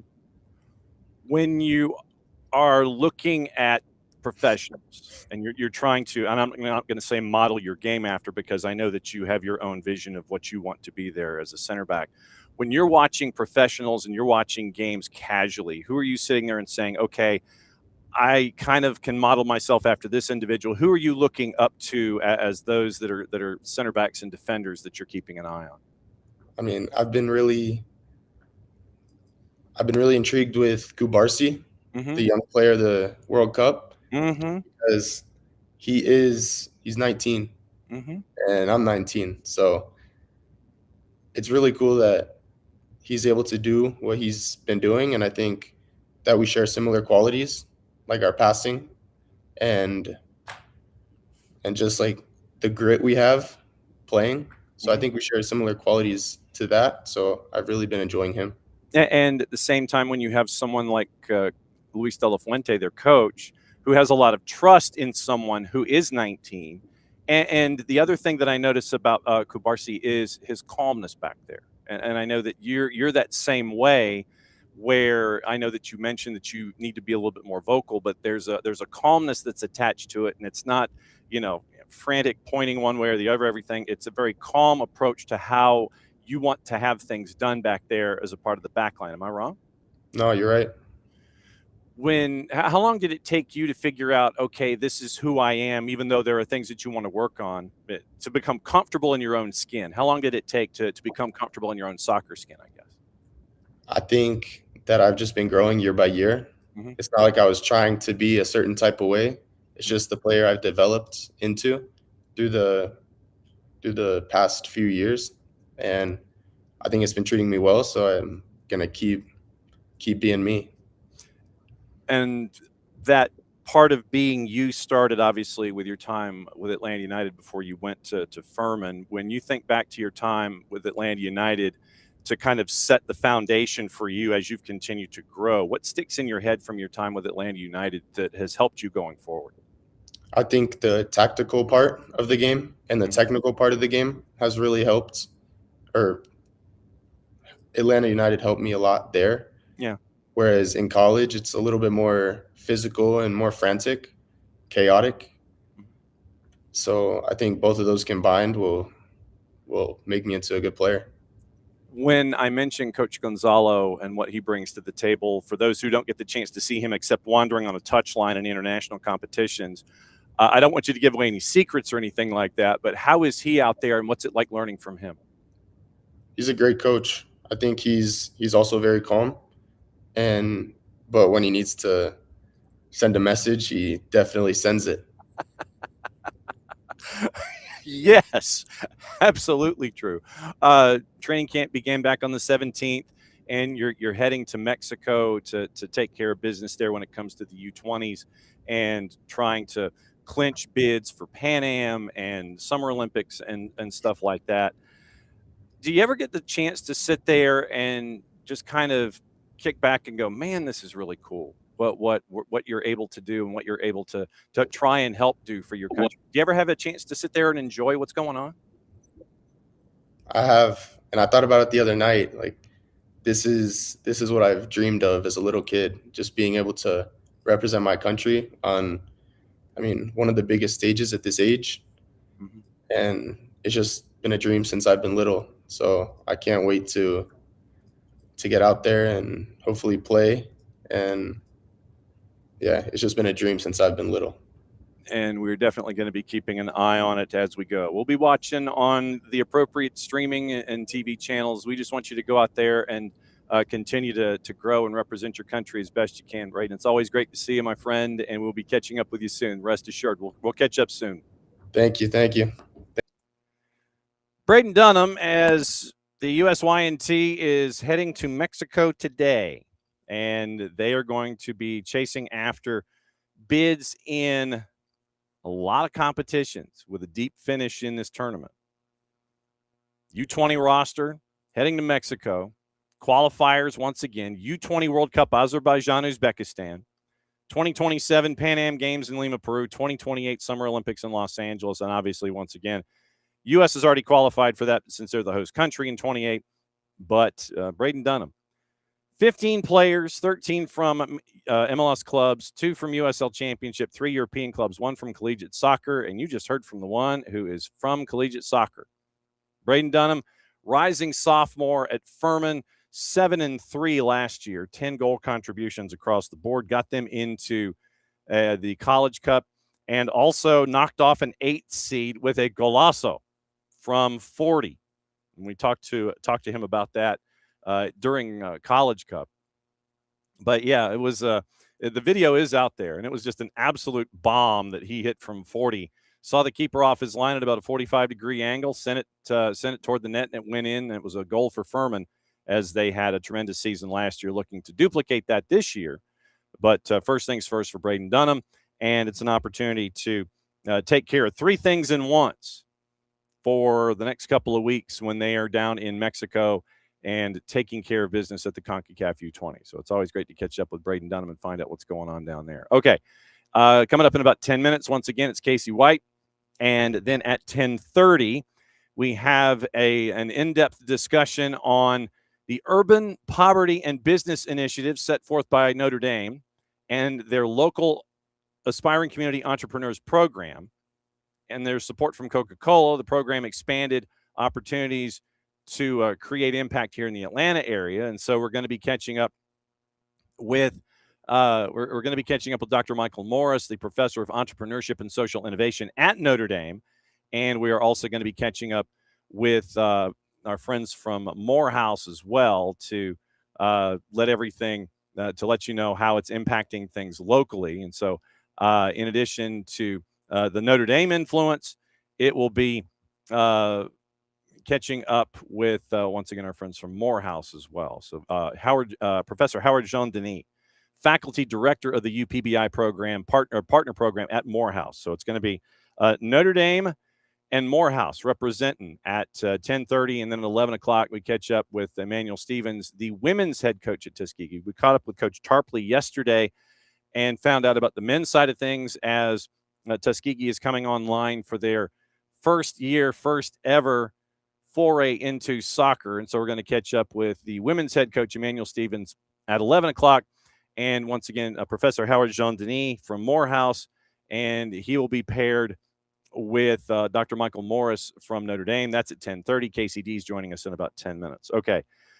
Interesting stuff that happened yesterday in the World Cup sphere. A video was released by the head of CONMEBOL, and it was basically locking down the idea that it was going to be a 64-team tournament with Uruguay, Argentina, and Paraguay getting some hosting off the top, and then it going over to Spain, Portugal, and Morocco by the time it was through in 2030. So our friend Rob Harris over at Sky caught up with President Dominguez to find out really what's going on here. He got a bit of the 411 before the video was released. I believe he caught up with Mr. President on an airport tarmac. So here's what Rob Harris found out, courtesy of our friends at Sky. If you thought the 2026 World Cup was big, requiring so much travel, get ready for 2030 because it's going to be spread across 6 countries. And the boss of South American football has told me he wants 64 teams. The World Cup doesn't belong to us, doesn't belong to FIFA, doesn't belong to UEFA, doesn't belong to Congo, it belongs to the people.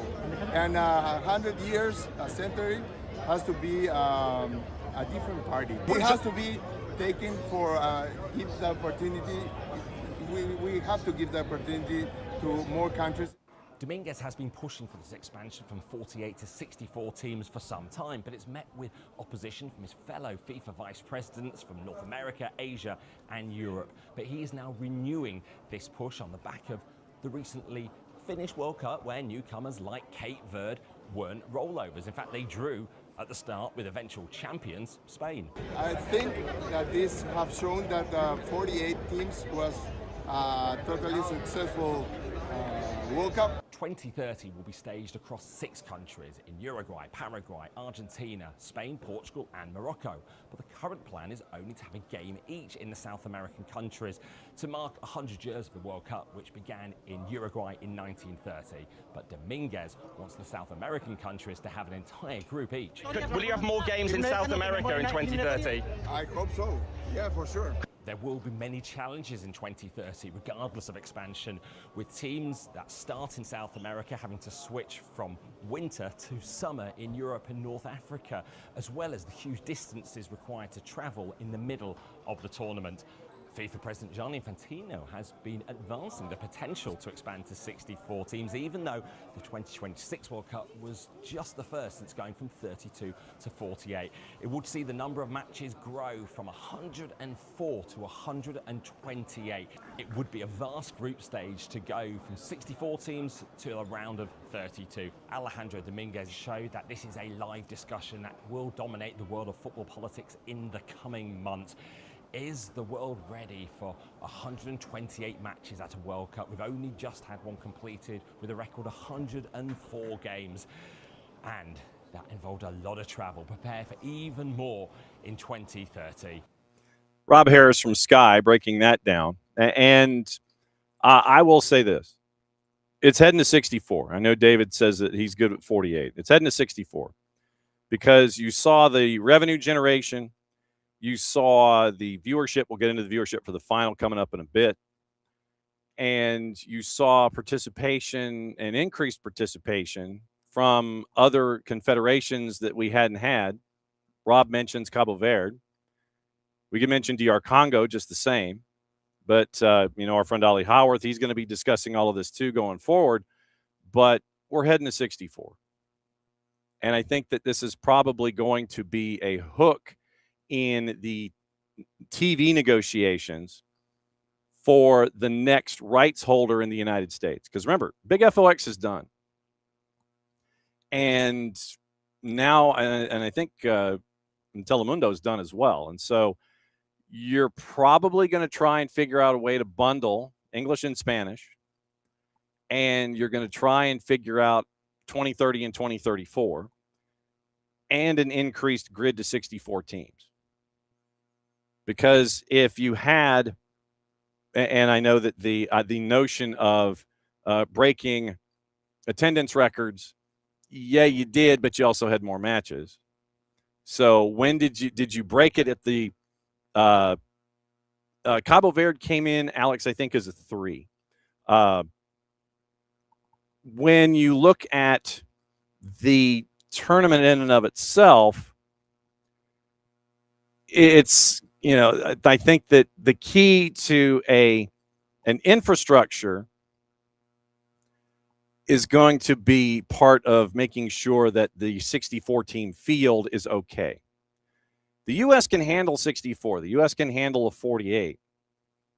I'm wondering about, qualifying for the tournament. Yeah. Yeah, they did. Cabo Verde did win their group. Yes, they did. And that was when we caught up with Pico Lopez in Scotland on draw day. We talked about that. But, yeah, they did win their group. And, they did win AFCON. And they made it in that way. So you're going to have a video provider, I'll call it that. Could be a network or a streaming service. They're going to have to probably end up getting both rights, English and Spanish. They're probably going to have to pay billions of dollars because it's 2 tournaments. They would have, yes. If Alex, I think they would have been in because they did qualify. I don't think you would have had. I don't think you would have had. I don't think you would have had a DR Congo, just off the top of my head, because you would have had Morocco and Egypt, and yeah, absolutely, no doubt. Yeah, they won their way in, and it was one of the great stories of this getting into the tournament. But I think that you're going to have this. You're going to have a network provider, whatever the network is. You're going to have to take care of both English and Spanish. I think it's going to behoove FIFA / other organizational bodies. UEFA doesn't want 64. Alexander Sefrin thinks that it's already watered down at 48. And you're going to need infrastructure that can handle 64 teams. And that's also the fact that you're playing early matches in South America to probably help out, and unintended consequences, helping out the infrastructure of the tournament happening the next time, where you're in 3 countries over there. You're helping out infrastructure, whether you believe it or not, by having those kickoff matches in South American countries. So the host has to handle the infrastructure of a 64 team field, which probably means you're going to have more joint country bids. It's almost turning into the 5-ring circus, where it's going to be, all over the place. Multiple countries, multiple locations, what have you. I think you're going to have more multi-country bids, so that way you can handle a 64-team field. Travel's going to be a you-know-what. And whoever the provider is for the streaming service and all of their coverage are going to try and figure out how they can get their money back. And so by having more teams in the field and having more ad breaks, hydration breaks, whatever you want to call them, I think that's another way for that new provider to get some of their money back. So that'll be the fun part there. So we're going to break all this down as we go. And we got to catch up with somebody who's going to be hopping on a plane. She's going to hop on a plane, find out what's going on. So it is the triumphant return of Kacey D. And, hello. Hey, you. Hi. Did you make it to the last game of the cup that the world was chasing after? Did I see that picture right? No, I did not. Wow. Okay. Rubbing it in. No. Yeah.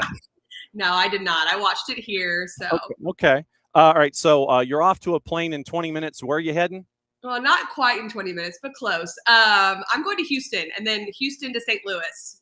Oh wow. Okay. So the host broadcasters from Apple of the Houston Dynamo so far this season. You 100%. you and Christian doing that one in Houston with Hell in a Shell, and then heading to St. Louis. How long are you in St. Louis? I am actually there a little longer because I'm going on Thursday from Houston instead of coming home. I'm just going up there. So Thursday to Sunday morning. So you're going to have a lot of opportunity to eat a lot of great food on the Hill. All right. I need some suggestions. Send them along. What I will do is I will send you the True South episode from SEC Network. Okay. And they did, John T and everybody did an episode in St. Louis. Oh, and perfect. There's a lot of great ethnic food that you can have while you're there, and he gets into the storylines. I'll forward you the True South link, and you can watch that show because John T, his wife is a friend of Patty's, and so they go back a long way.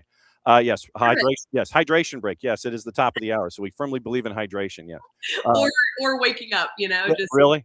Yeah, well, I'll take it with you. Brought to us by our friends at local Vine Beer, Wine, and Liquor Stores, 2 locations here in the Atlanta area, Johns Creek and Cumberland. So it's at the corner of Cumberland and Cobb Parkway. Great friends with us here in 2026. Everybody hydrate. All right.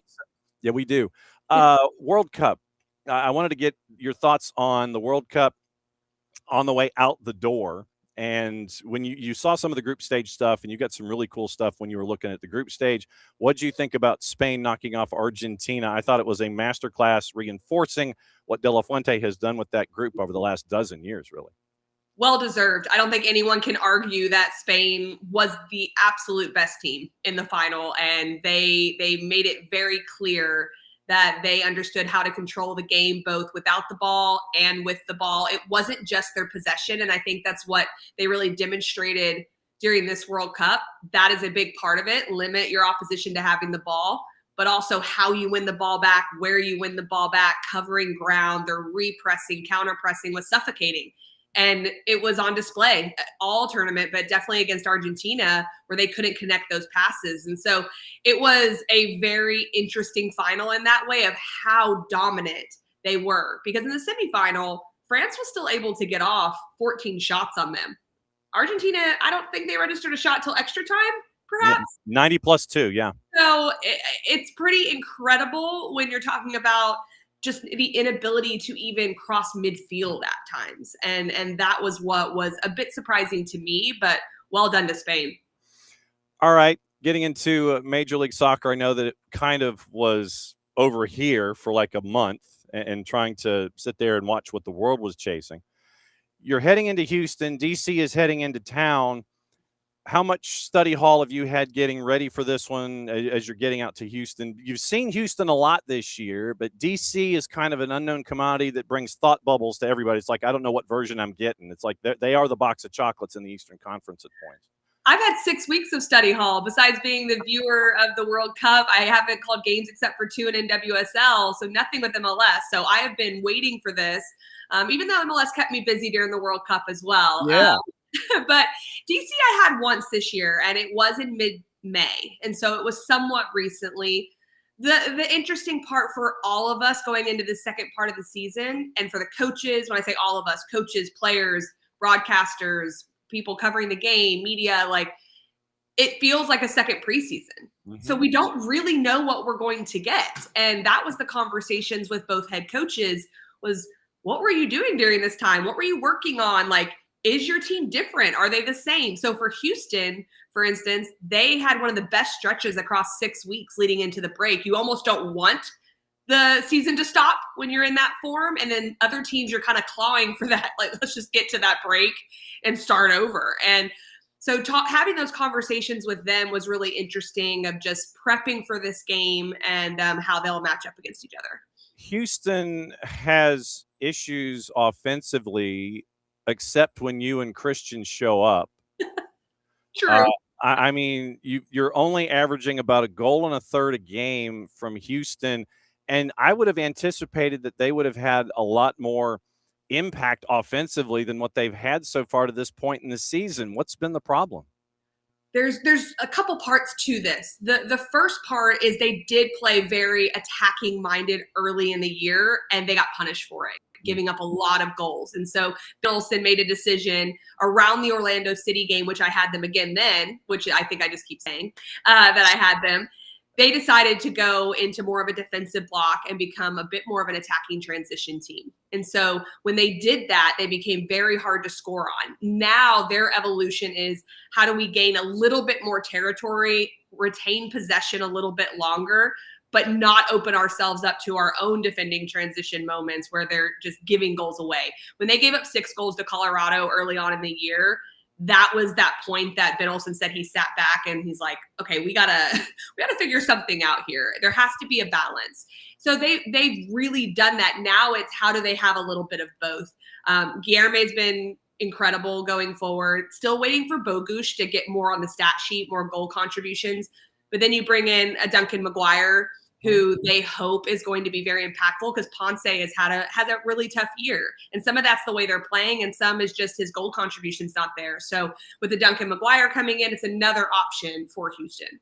And Houston put a lot of chips on the table for Duncan McGuire. I think it's up to $2.4 million in Garber bucks. I mean, this literally is, you're putting a lot of trust in this transaction to help you out of this offensive funk.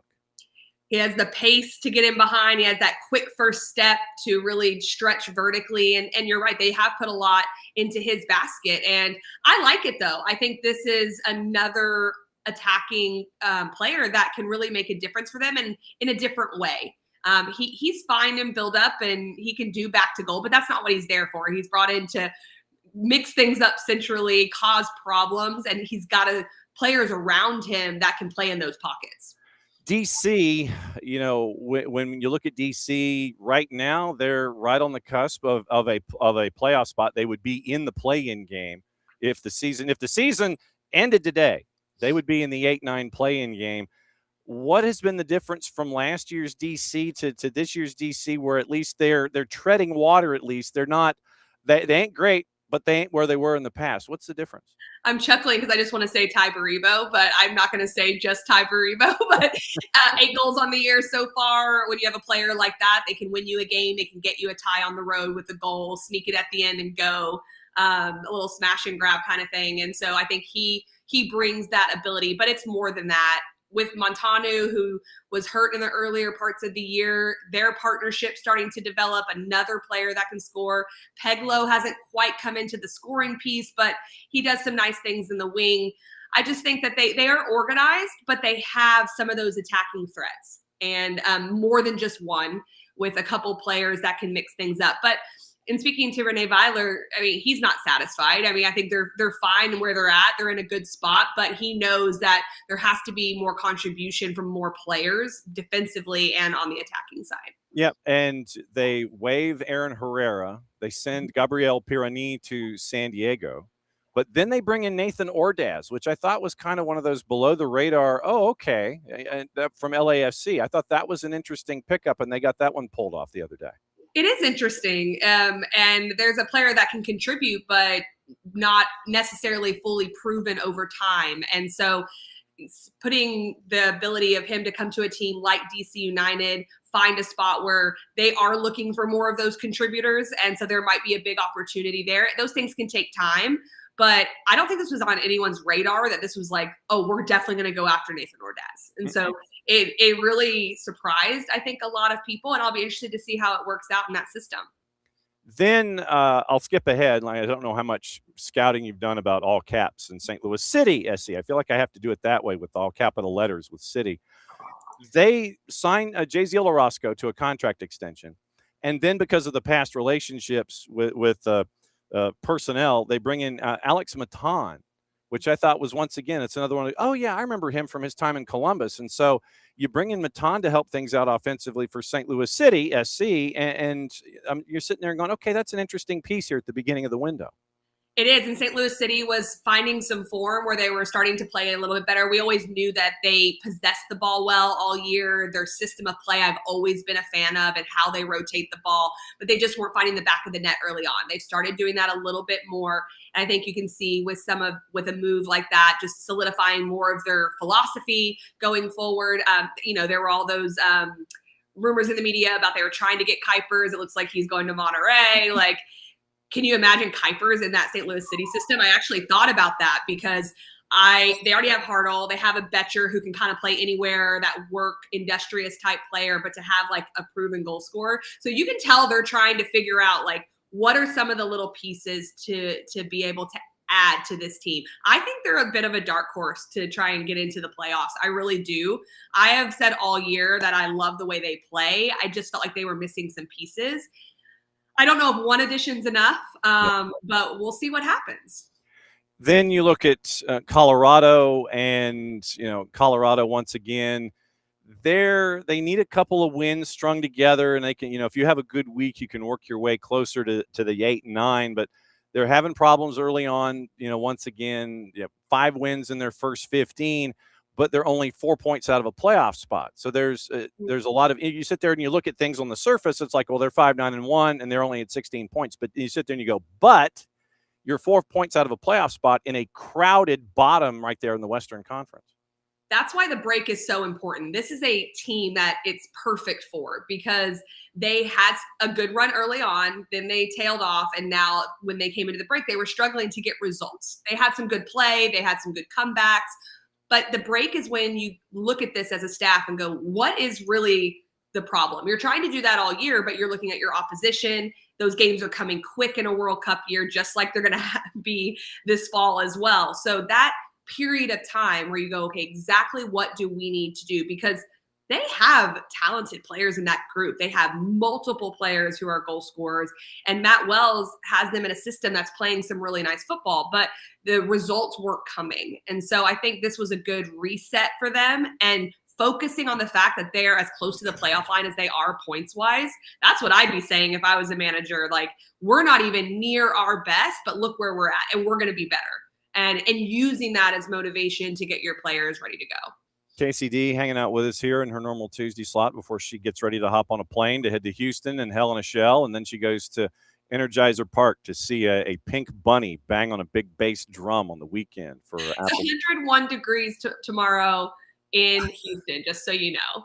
Well, so if I look like I'm like a drowned, rat or something on air, that's going to be a problem because I'm going to be so hot. Well, can Apple at least get you a lid or something, or maybe get you a cowboy hat? I'll see. Maybe they might. See, I mean, if you sit there and you're like wearing a cowboy hat, so they're not sitting there and it's like, and this is why we always wear in hot temperatures, it's always dark colors, and then try to figure out how we can hide in makeup that doesn't run. I don't have to do my hair and put a hat on and wear dark colors. To your point, we'll be all right. See, now if you get to wear the 10-gallon lid at Hell in a Shell, in those conditions and dark colors, that'd be good. That'd be some good stuff.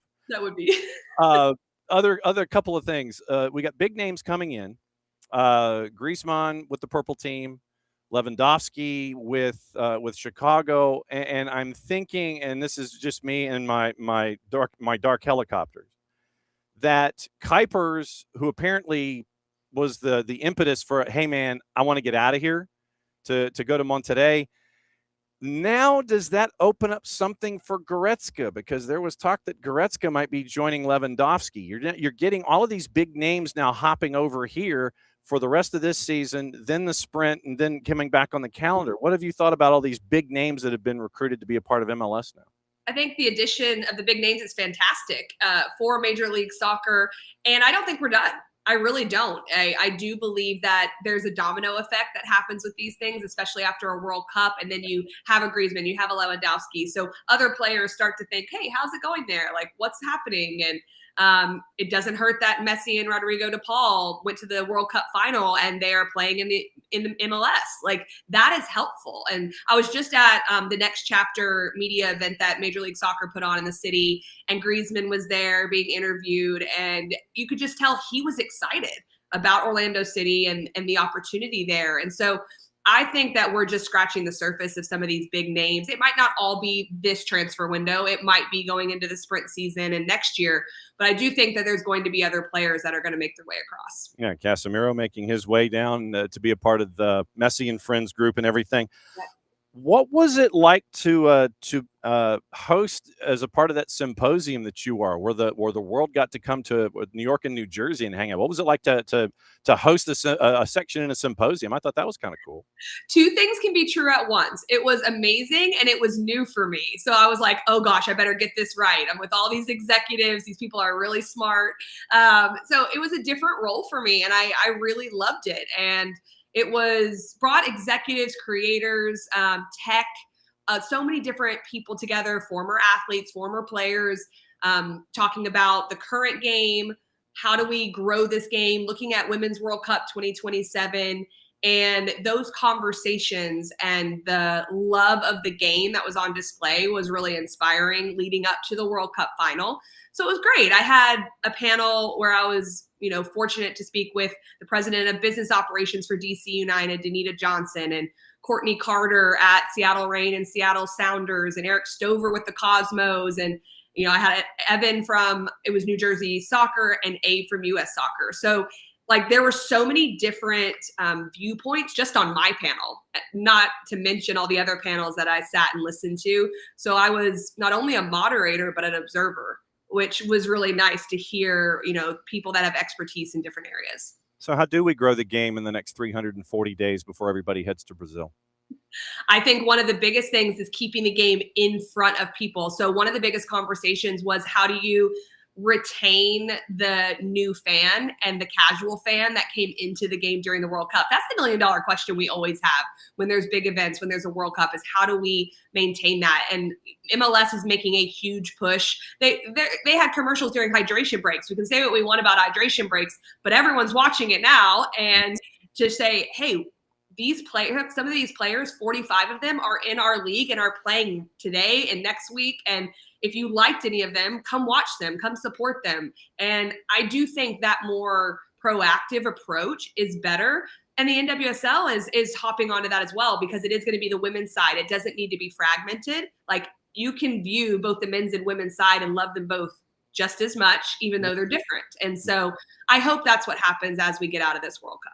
Yep, and Gotham was down at Icon on the weekend in a downpour, and then they weren't. It was a big win for them against Seattle. And Sam, I haven't even had to ask you about Sam Kerr yet coming back to the NWSL. I know. It's great. I love seeing her back. She's so impactful. And Gotham is just doing some amazing things. They just figure out how to win games. Now, when you have a Rose Lavelle and a Sam Kerr and a Jaden Shaw and an Esther, and let me keep going, it does help because they figure it out and they change games. But there's a lot of buzz in New York around Etihad Park with Major League Soccer, obviously with NYC, but also now with Gotham. It's also tough for the New Jersey fans. It's a big change. And so I'd be remiss not to say that, because I play for Sky Blue. Those fans have been around forever, because when I played, that was a while ago. But it's a hard move, but I think it shows the ambition of just being in a park that is going to be state of the art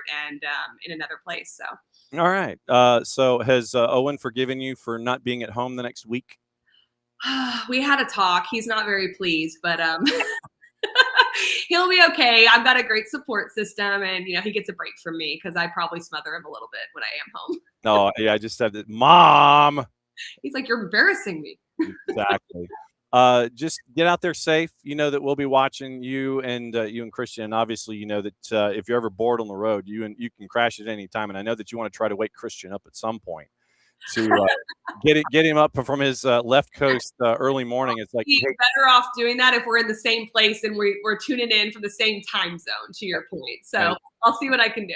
It's all good. Just be safe. Have great calls. We'll catch up with you next week. Be safe, my friend. Thanks. See you soon. There goes Kacey D. Bye. Kacey D is going to Hell in a Shell, and she's going to watch Houston. I can't wait to see now if she gets that 10-gallon hat.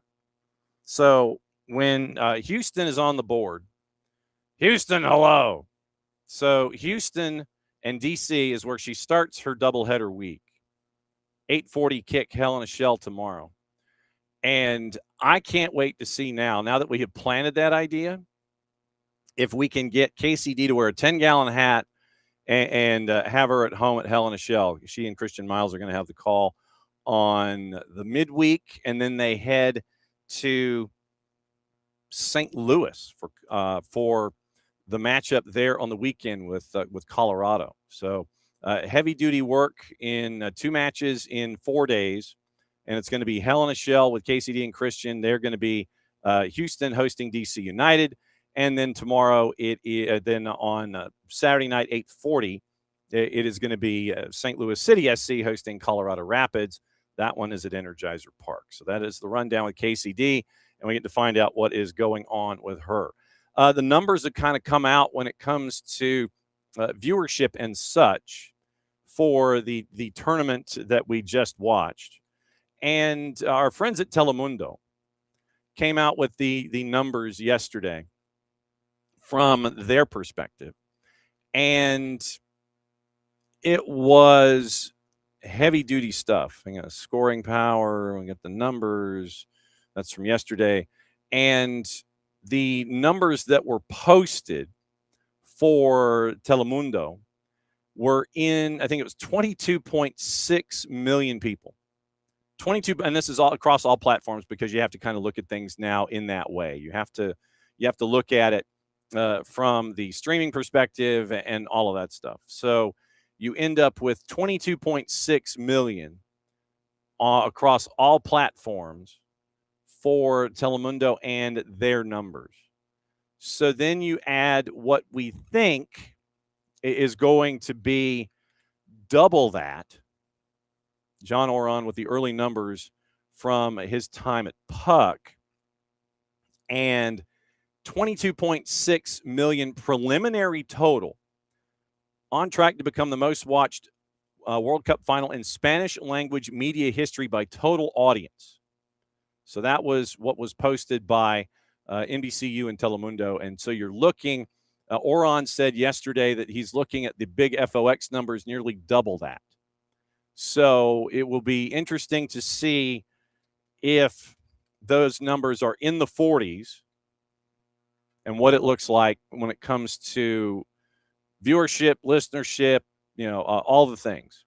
So keep an eye on that. But right now, 22.6 from Telemundo.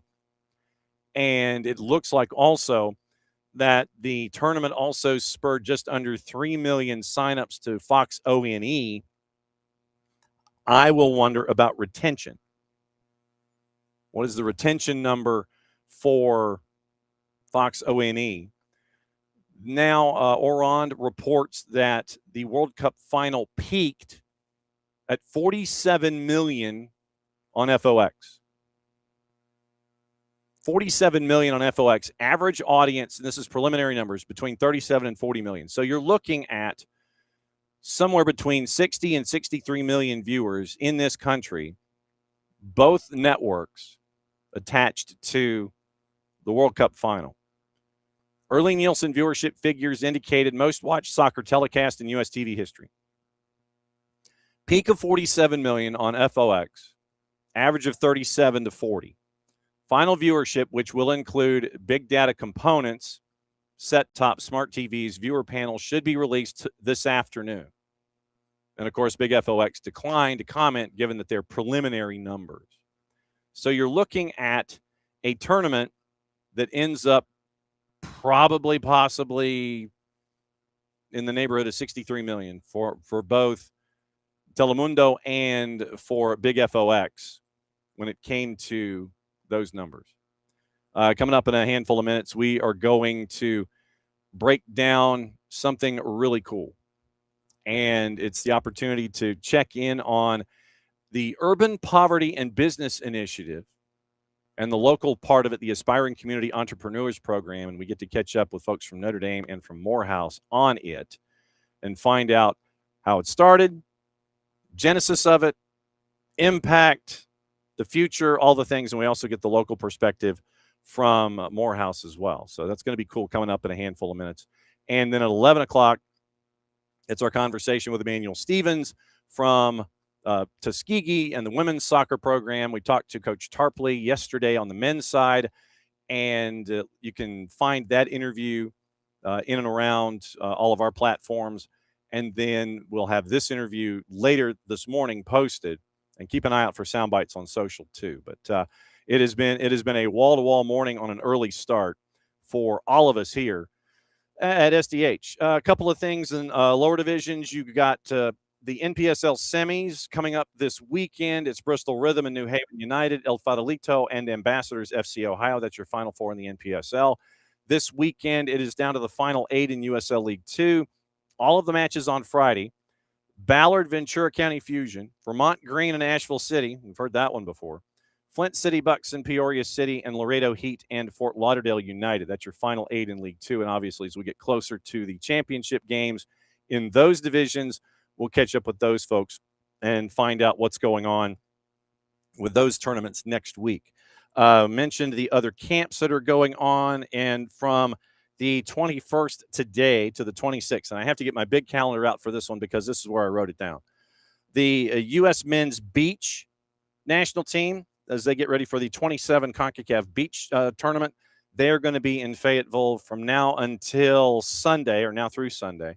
And then from the 24th, which is Friday, to August the 2nd, Katie Schopfer is the head coach for the U16 girls national team, and they're going to have activity down in Fayetteville as well. They're also going to have a couple of friendlies, and one is going to be very early in the morning on a Saturday, and one is going to be the 29th. They are taking on Mexico at 6 o'clock, and then on the 1st, I believe, on that Saturday, it's 10 o'clock in the morning, and nothing like having that bank calendar. You're sitting there, and it's like U16s against Mexico, 10 o'clock in the morning, August 1st. Keep an eye out on U.S. Soccer for all of those times and places to catch up with all of those things.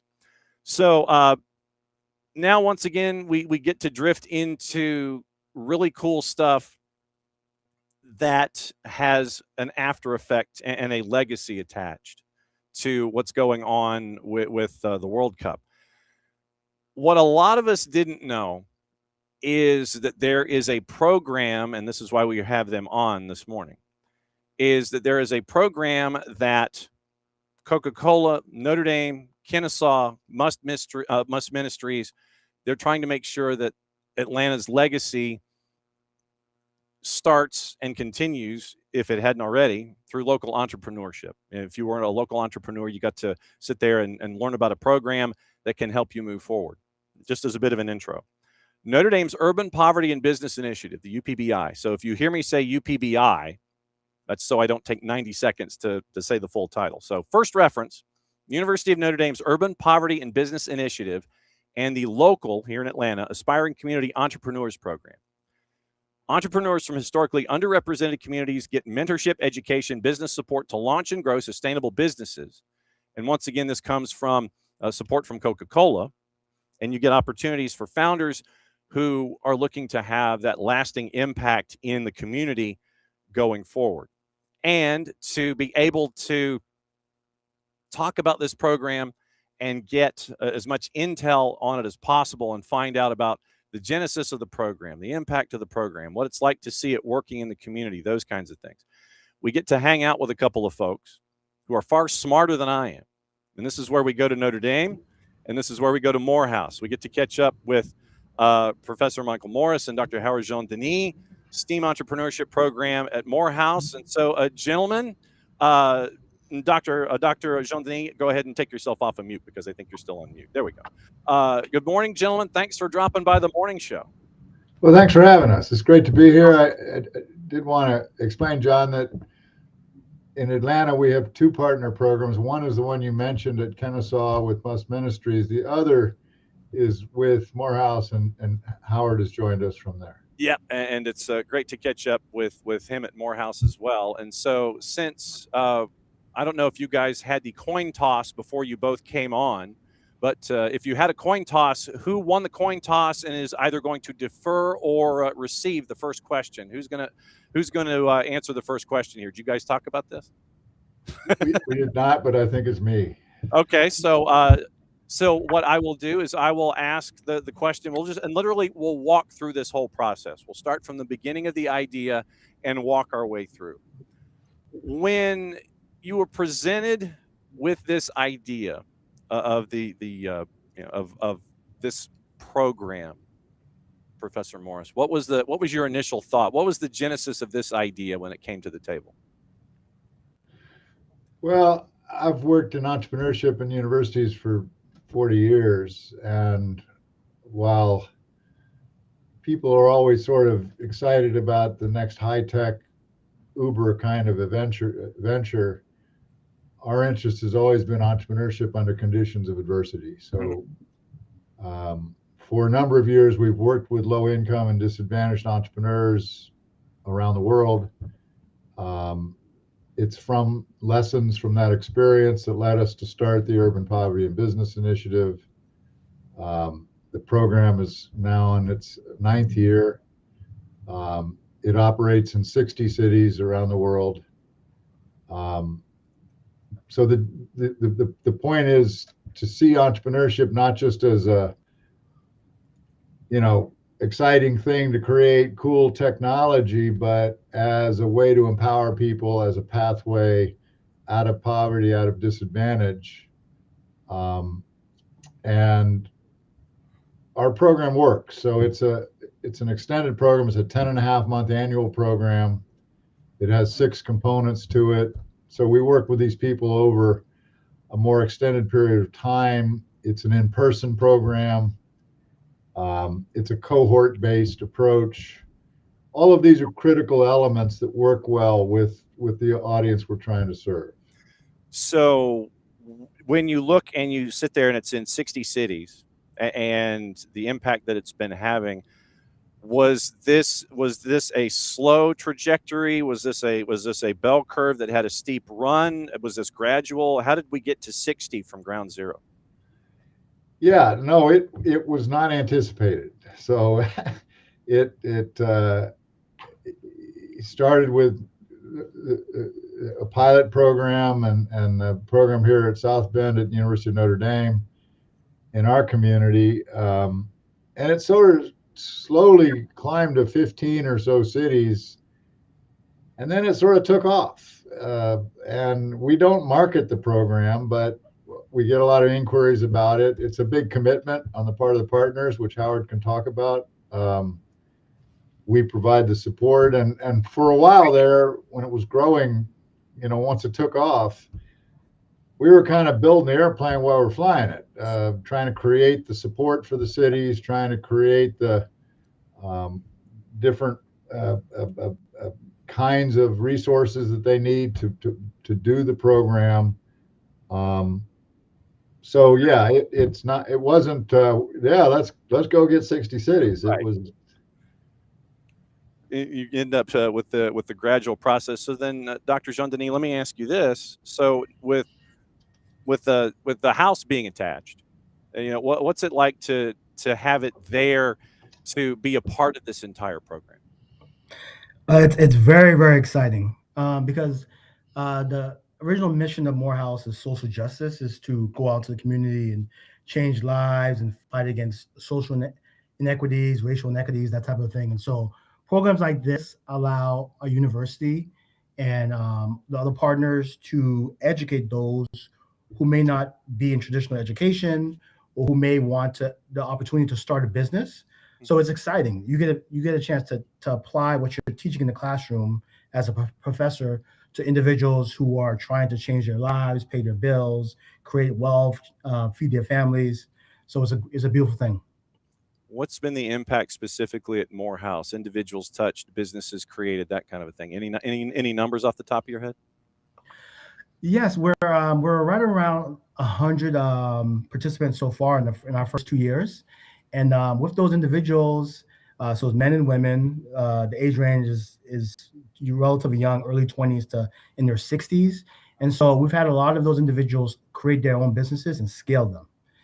So, for example, we have an individual who created a coaching business that speaks towards domestic violence, those who have been victims of domestic violence, and she's been able to help those to who've been impacted by that to change their lives. There's individuals who created shipping companies. Atlanta is a very densely packed city, so that individual is now running a shipping company that's paying all of his bills. And then there's another individual who created a web design company, and so he's using AI. He's working with corporations, and we feel that we've made some real impact with these individuals' lives.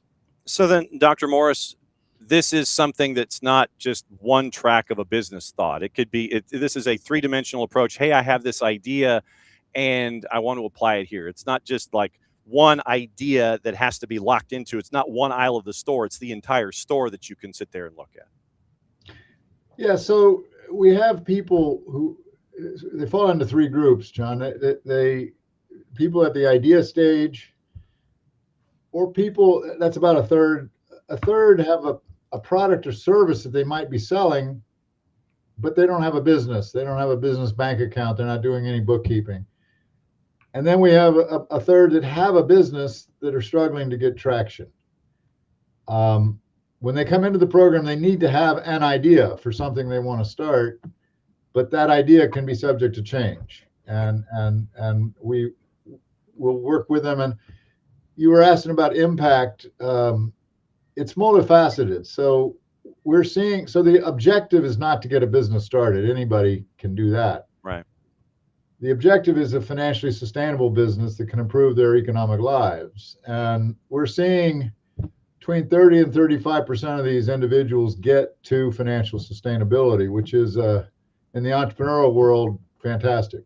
So that's, but then students get involved. So students are involved as consultants.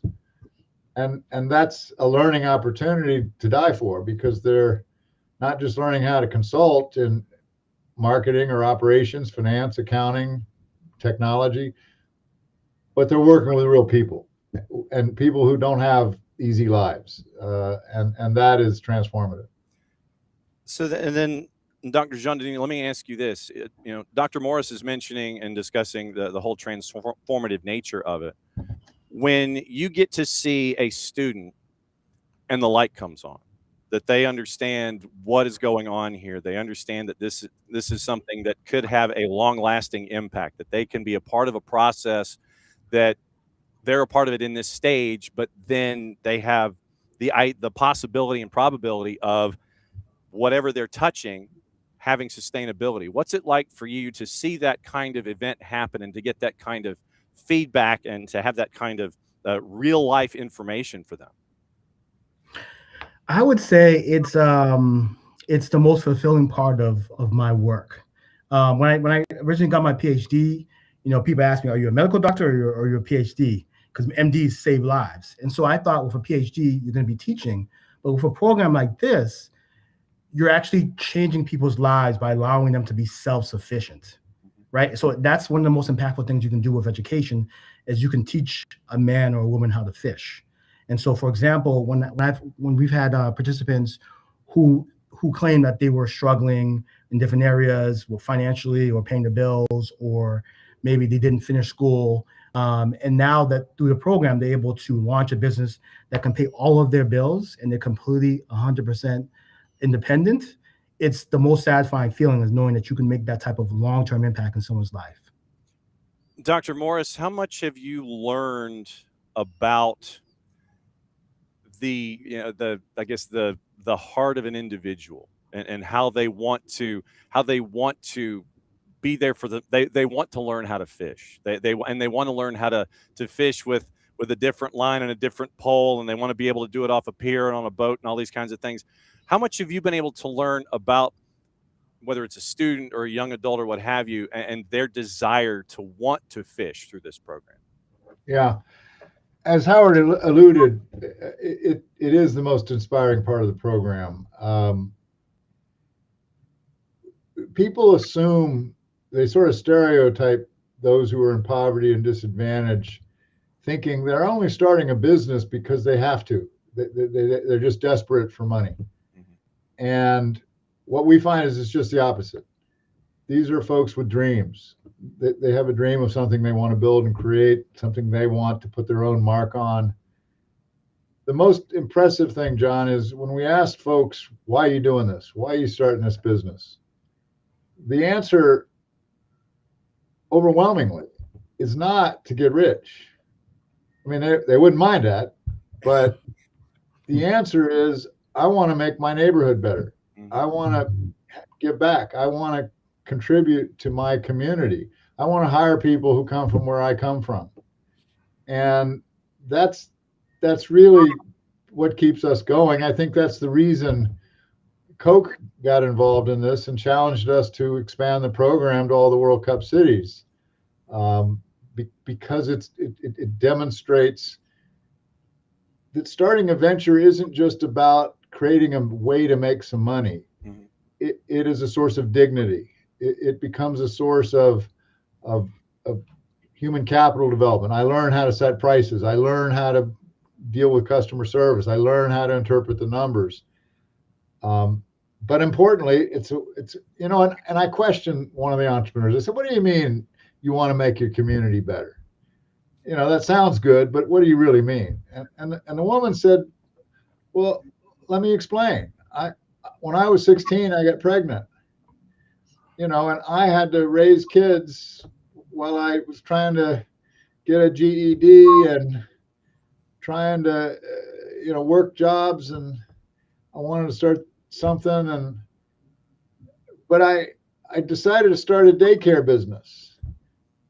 But the reason I decided to do a daycare business is because I know a lot of other girls who had kids at 16, and they struggle. They struggle with all kinds of issues, and my business supports them.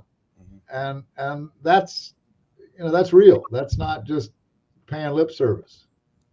Well, and I mean, Dr. Jean-Denis, I mean, there are folks that obviously, you know, these days they have those grand designs. It's like they want to be on the Forbes list. They want to, you know, they want to have the tall building with all the glass, and they want to, you know, be in the high rent district. And then there are those that they want to sit there, and I'm trying to figure out how to phrase this. They want to reinforce the idea of, I was raised here, wherever here is. I was raised here. I love it here. Folks need to know how important this place is, and it doesn't need to drift away. When it comes to the students that you're with, how many of them understand that idea of home and reinforcing what home means to be and doing it through this program? That's an excellent question. Most of them, or all of them. I think that the program does a really good job of building community, where everybody, whether they're instructing, whether they're mentoring, consulting, or learning entrepreneurship, feels that they're learning together. It's not just somebody in a garage or someone in the classroom, just one-on-one with the professor. We're doing it with 20, 30, 40 people side by side. And so that reinforces the idea you mentioned of home. So of those who live in Atlanta, who were born in Atlanta, you know, Atlanta is very diverse. You know, we have a Buckhead, we have a Midtown, Decatur, we have wealthy communities, and we have communities that are struggling economically. And so I've heard directly from individuals saying that their parents, they may not have grown up in the two-family household, or they may have had a long stretch of unemployment, and now the business is now helping them to actually get their bills paid consistently over months and months and months. And I also have had individuals who, like, they'll see my last name is Jean-Denis, and they say, "Where are you from?" And I say, "My family's from Haiti, an immigrant family from Haiti." And then we start to talk about what home means, whether it's the United States or another country. We start to talk about the World Cup. You know, the Spanish team won the World Cup, and we're learning about different cultures, about different socioeconomic backgrounds, and about the fact that anybody can start a business. It's not only for rich people in Silicon Valley. It's for somebody who believes in themselves and believes in the idea and persists. And so the idea of home is reinforced when you are economically sufficient enough that you can make a contribution to your home, and you feel like, I live here, I'm making a contribution here, and that's a great thing as well about the program. Yeah, and see, you opened another door, wanting to talk about the Haitian national team and what they have been able to accomplish in a soccer discussion. I'm going to bookmark that because you and I can have that discussion later on. So then, Dr. Morris, let me ask you this: when we talk about this idea of home and being a part of the fabric of a community, how many of us that you run into, I mean, this is just outside the program and this can be anecdotal or whatever you, how many of us today need to be reminded of how important home is, and having a program like this so you can reinforce that fabric so the edges don't get frayed and things look, you know, a little beaten up, and you know, if you put it, you know, if you put that fabric in the washer and the dryer, it might come apart a little bit. How important is it to remind folks, and how many folks have to be reminded how important home is through a program like this? I think it's a huge issue. As Howard was saying, and I think especially people who are making policy, people who are in government positions, leadership, you know, that in the entrepreneurial world, every city wants to have the next SpaceX or the next med tech company or whatever. And the problem is when you what you wish for comes true, it isn't what you thought it would be. And those companies, once they start growing, they move to Silicon Valley or Boston's corridor or wherever, the Research Triangle. The businesses we work with are the fabric of the community, and they're not moving. They're going to create jobs. Now, they may not create 500 jobs, but they're going to create jobs in the community. They're going to give back to the community. They're going to sell to the community and leverage with the community. And I believe when you go into some of these challenged communities that are left behind, and somebody starts a business and there's a second business, and you start to get more entrepreneurial activity, I think there's all kinds of spillover benefits. I think it's not just those businesses start to pay taxes and contribute economically. I think you start to see school dropout rates go down. I think you start to see crime come down. I think you see a bunch of, and there's a sense of community pride in those businesses when they see that the construction jobs being done by an entrepreneur who came from our neighborhood. That is inspiring to folks, and that is the sense of community. So then, Dr. Jean-Denis, when it comes to this program and standing on whatever, if you want, whatever mountaintop you'd like to here in this case, how would you, for someone who doesn't know that this program exists, and you have your megaphone, you could sit there and it's like, okay, here's why it's important. How would you best put into words from the highest mountaintop you could find, hey, this is a good thing. It helps because it helps us with the idea of home. It shores up the fabric of the community. It reminds us about where we need to go and what we need to do to make sure that no one is left behind when it comes to where we grew up and where we live. How would you best use that megaphone with this program to explain to folks this is something that we need to pay attention to here? As Michael already mentioned, Dr. Morris already mentioned, there's so many different socio-economic factors that are being reduced by programs like this. Like he was talking about things that are happening in the community, but also on the individual level, I feel like this program is revolutionary, it's very impactful because it's very empowering to the individual. The reason I say that is because, and a bunch of us have been talking about Silicon Valley or Boston, people think that entrepreneurship can be taught, right? And so if you're going to learn entrepreneurship, you're going to learn it at MIT or Stanford, great places. However, not everybody can do that or will do that. And what this program does is it takes entrepreneurship directly to you, where you could be in a group of 20, 30, 50 people in a church or in a classroom. And it's really empowering because you have internet access, you have the book, you have amazing people who are already running business who are showing, hey, I started a bakery, I'm making money. I started a laundromat, I'm making money. Or I have a coaching business, I'm making money. And the empowering part about it is that you don't necessarily have to spend thousands of dollars to do that. The program is affordable, it's accessible, it works. As Michael's mentioned, I mentioned, it's changing lives around the world. So I applaud the efforts of everybody who's leading their programs. And the best way I can sell it is it refutes or negates the idea that entrepreneurship is not for me. There's a lot of individuals say, I'll do it later, or I'll do it when I go to school, or I'll do it when I'm rich. In reality, people are entering the program with very small amounts of money or just the idea, and they're building something special. So it opens the door to great opportunity, and also refutes the hypothesis that only certain people can become entrepreneurs. That's why I think it's very empowering. Dr. Morris, you mentioned 60 cities, host cities that are attached to the World Cup.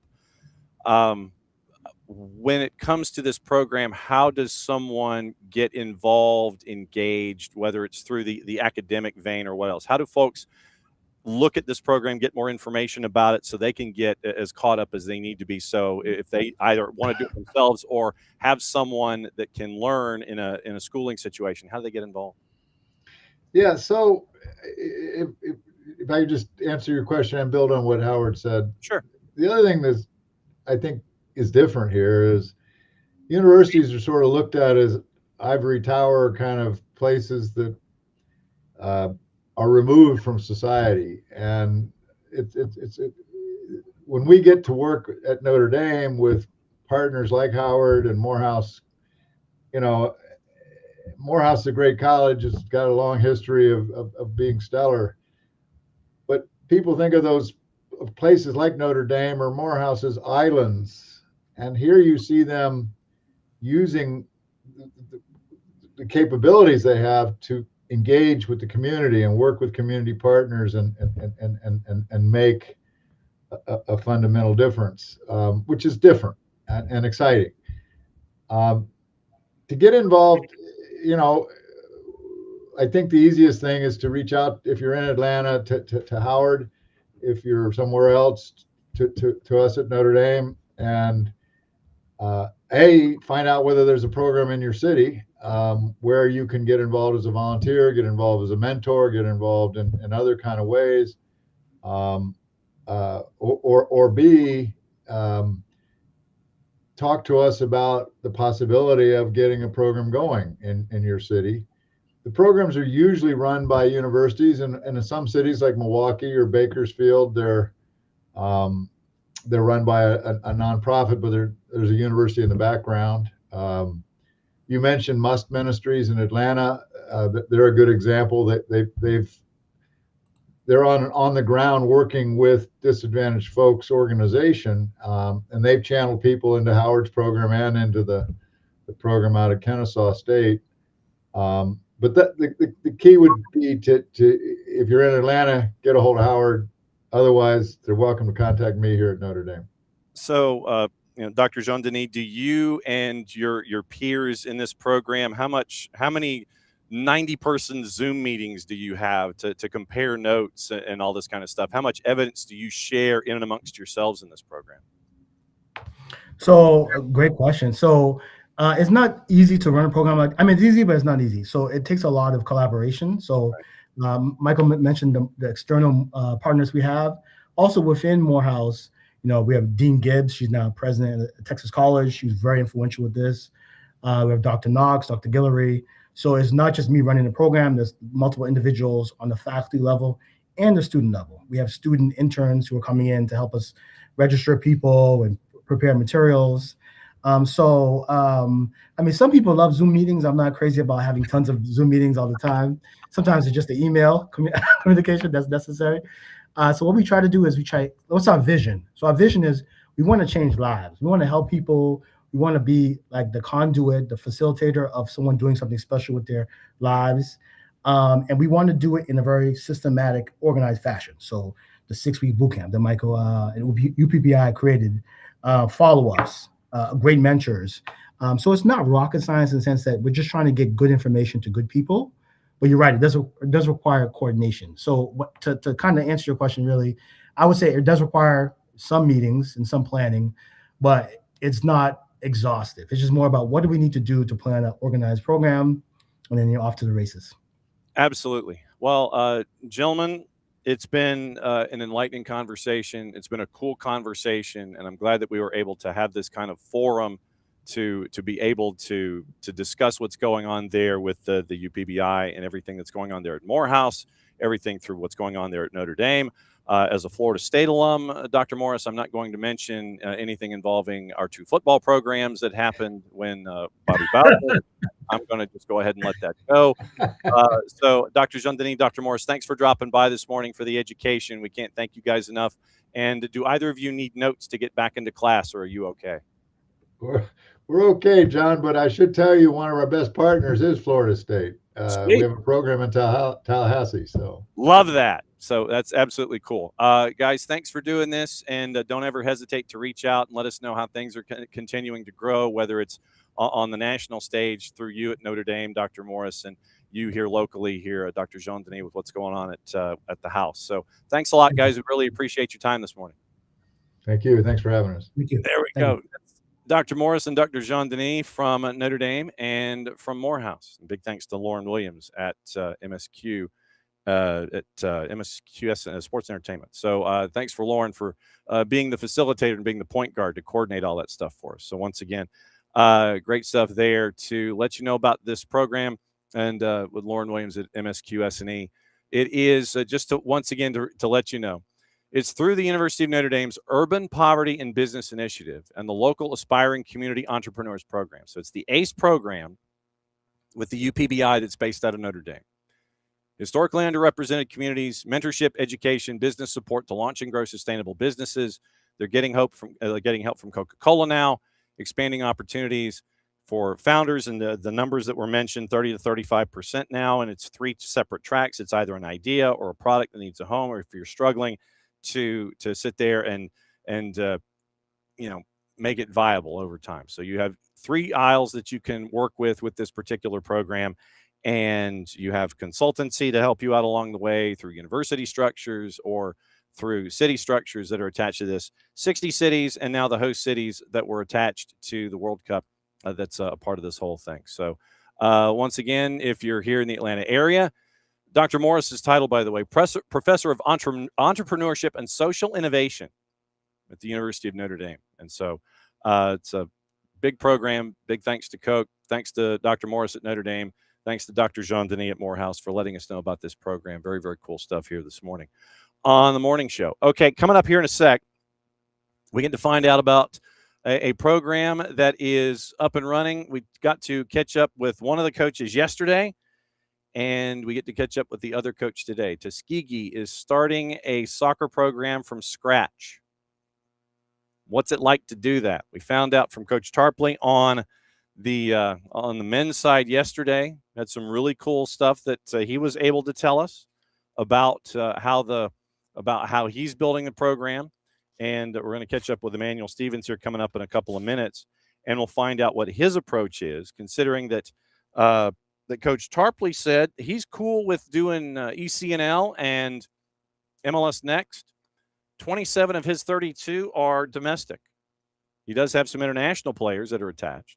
But what's it like to build a program from the ground up and to be able to do it in an environment like Tuskegee? Historic environment, HBCU environment, and Tuskegee has said we're in. And to catch up with Coach Tarpley, who knows the landscape from the Georgia side of things, from the Alabama side of things, from his time that he's been coaching in the high school ranks, and from his time at the college ranks in the NAIA over at Faulkner. Hydration break, hang on. It's been a long morning. We've been at it for almost 2.5 hours. But to be able to have a university have the faith in this idea of a program, and you got, another couple of weeks before your players show, and then you're off and running with exhibition game. I want to say it was on the 12th for the men, and then your first match against AUM in Montgomery at the Emory Fulmore Soccer Complex, going up against the top 25 team in the NAIA on the men's side. What's it like on the women's side? We'll find out from Coach Stevens coming up here in just a little bit. It's been a full morning. Catching up with Willie P. Will Palaszczuk, the play-by-play voice on the radio for Charlotte FC. Get to find out what's going on with him. Also get to find out what's going on with Kacey White as she hops on a plane, and she's going to be heading to Houston and then to St. Louis for her 2 matches this week on Wednesday and Saturday. Then being able to find out about the hospitality industry and how it was impacted and what it learned about itself, and for everything that happened in the World Cup. We got some numbers from Dr. Jackson at Kennesaw State and the hospitality program there to find out, okay, here's what we're learning about. Here's what we're learning about the 6 weeks that Atlanta was a host city. And so we get to find out about what the infrastructure part of it is. And then now in a host city with the UPBI program, about how you can learn and continue to help keep home and build from home as maintaining the fabric of those places that we've grown up in all this time. Let me get into what to watch, where to watch it, how to watch it, brought to us by our friends at Fanati's, fntz.co/soccer down here. That link is important, helps them out, helps us out, helps you out, adding to streaming services that takes you to places you might not have had access to previously until you signed on at Fanati's and fntz.co/soccer down here. You got, once again, with Fanati's, you get CDO Plus out of Chile, Liga 1 Max Pro out of Peru. You end up with also TVV out of Venezuela. But as I say, if you have a certain cable system, and it's not an add-on, if you have the Hispanic package, the Spanish-speaking package, you get TVV there already. It's an add-on at Fanati's. You have ties to TEC out of Argentina, which means you get Copa Argentina and all of their coverage of the LPF. You get all the LPF games. You also have all the BNs, and I mean all the BNs. You get Middle East, North Africa, and also South America, which means you get Sudamericana and Libertadores. Sudamericana is on tonight, and also with their activity, you get their three European leagues. You have the Polish League, the French League, and the Turkish League. That's all on BN as well, in addition to WAFCON, a lot of stuff on the African continent, AFCON, WAFCON, CAF Champions League, AFC Champions League. It's all there. All of the qualifying tournaments for all of the worldwide stuff. That's all at all the BNs at Fanati's, fntz.co/soccer down here. Tonight, Sudamericana doubleheader, Nacional and Tigre, 6 o'clock. UCV and Santos is at 8:30. BN and Español is simulcasting. You've got midweek Liga MX on to the NA. Cruz Azul Puebla is at 9. Toluca and Pumas is at 11. You actually have Champions League qualifying at 2:30 this afternoon on ESPN Plus. Sturm Graz and Hearts after their showing in the Scottish League this past season, they are in the qualifying for Champions League. Sturm Graz, they take them on at 2:30. Viks has your doubleheader in Liga MX, and that's everything today. You get into tomorrow. It is Sudamericana. It's USL Championship, Major League Soccer, and it is everything on Apple with MLS. ESPN Plus has Championship in League One. Fox O&E has simulcast of Major League Soccer. They have a big doubleheader. One of those is Atlanta and Charlotte, probably going to be an 8:25 start. And you also have MLSnextpro.com on One Football, and that is and on the MLS YouTube channel. Carolina Core, Messi and Friends 2, Vancouver Whitecaps and Austin, Paramount Plus, Scottish League Cup, Queens of the South and Aberdeen, and USL Championship in the women's leagues tomorrow, Northern Super League, Calgary and Ottawa. That one is at 9 o'clock tomorrow night across the networks. Once again, fntz.co/soccer down here. Player movement, Jean Duran has joined Benfica on a loan from Al Nassr. 7th club, and he's only 22. Option to make the move permanent, €30 million at the end of the 26-27 season. Konrad Leimer signed a new 3-year deal with Bayern Munich, extending a run that began when he joined from Leipzig in 2023. Made 136 appearances for the club, 2 Bundesliga titles and a German club. Rudy Garcia is not going to have his contract renewed by Belgium. Did not reach an extension agreement. Got him to the quarters, lost to eventual champ Spain, 18-month tenure that began in January 25. World Cup set attendance and economic records. Just under 7 million fans, just north of 6.8 million, and nearly double the previous record set at the 94 World Cup in the United States. FIFA estimates tournament generated roughly $40.9 billion in global economic activity, tourism, hospitality, transportation, retail, and media spending. And that was why we bought all the expensive gear frankly. Tonight, once again, AST, live from Charlotte, 10 o'clock, 92.9 The Game, Odyssey app, 92.9 The Game YouTube channel, getting you ready for Atlanta United and for Charlotte up in the Queen City. So Paulo Diaz, Junior Alonso, and Chris Henderson, they all met the assembled media yesterday. Alonso was signed on July 13. Diaz signed on the 14th. Diaz comes in on a free after 7 seasons at River Plate. And Diaz said it's a lot easier, speaking purely in sporting terms, to go to teams that are in better shape. But for this, it's a great opportunity, being in a great city and a great club, being able to show that we can turn this around. Junior Alonso's route ran through Miguel Almiron. They're pretty tight as friends.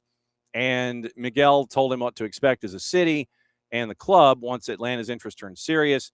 Was 2 seasons at Atlético Mineiro in the Copa do Brasil and a league title. Paraguay reached the round of 16 this summer. Chris Henderson called Alonso a hardworking defender who gets to add solidity and stability to the back line.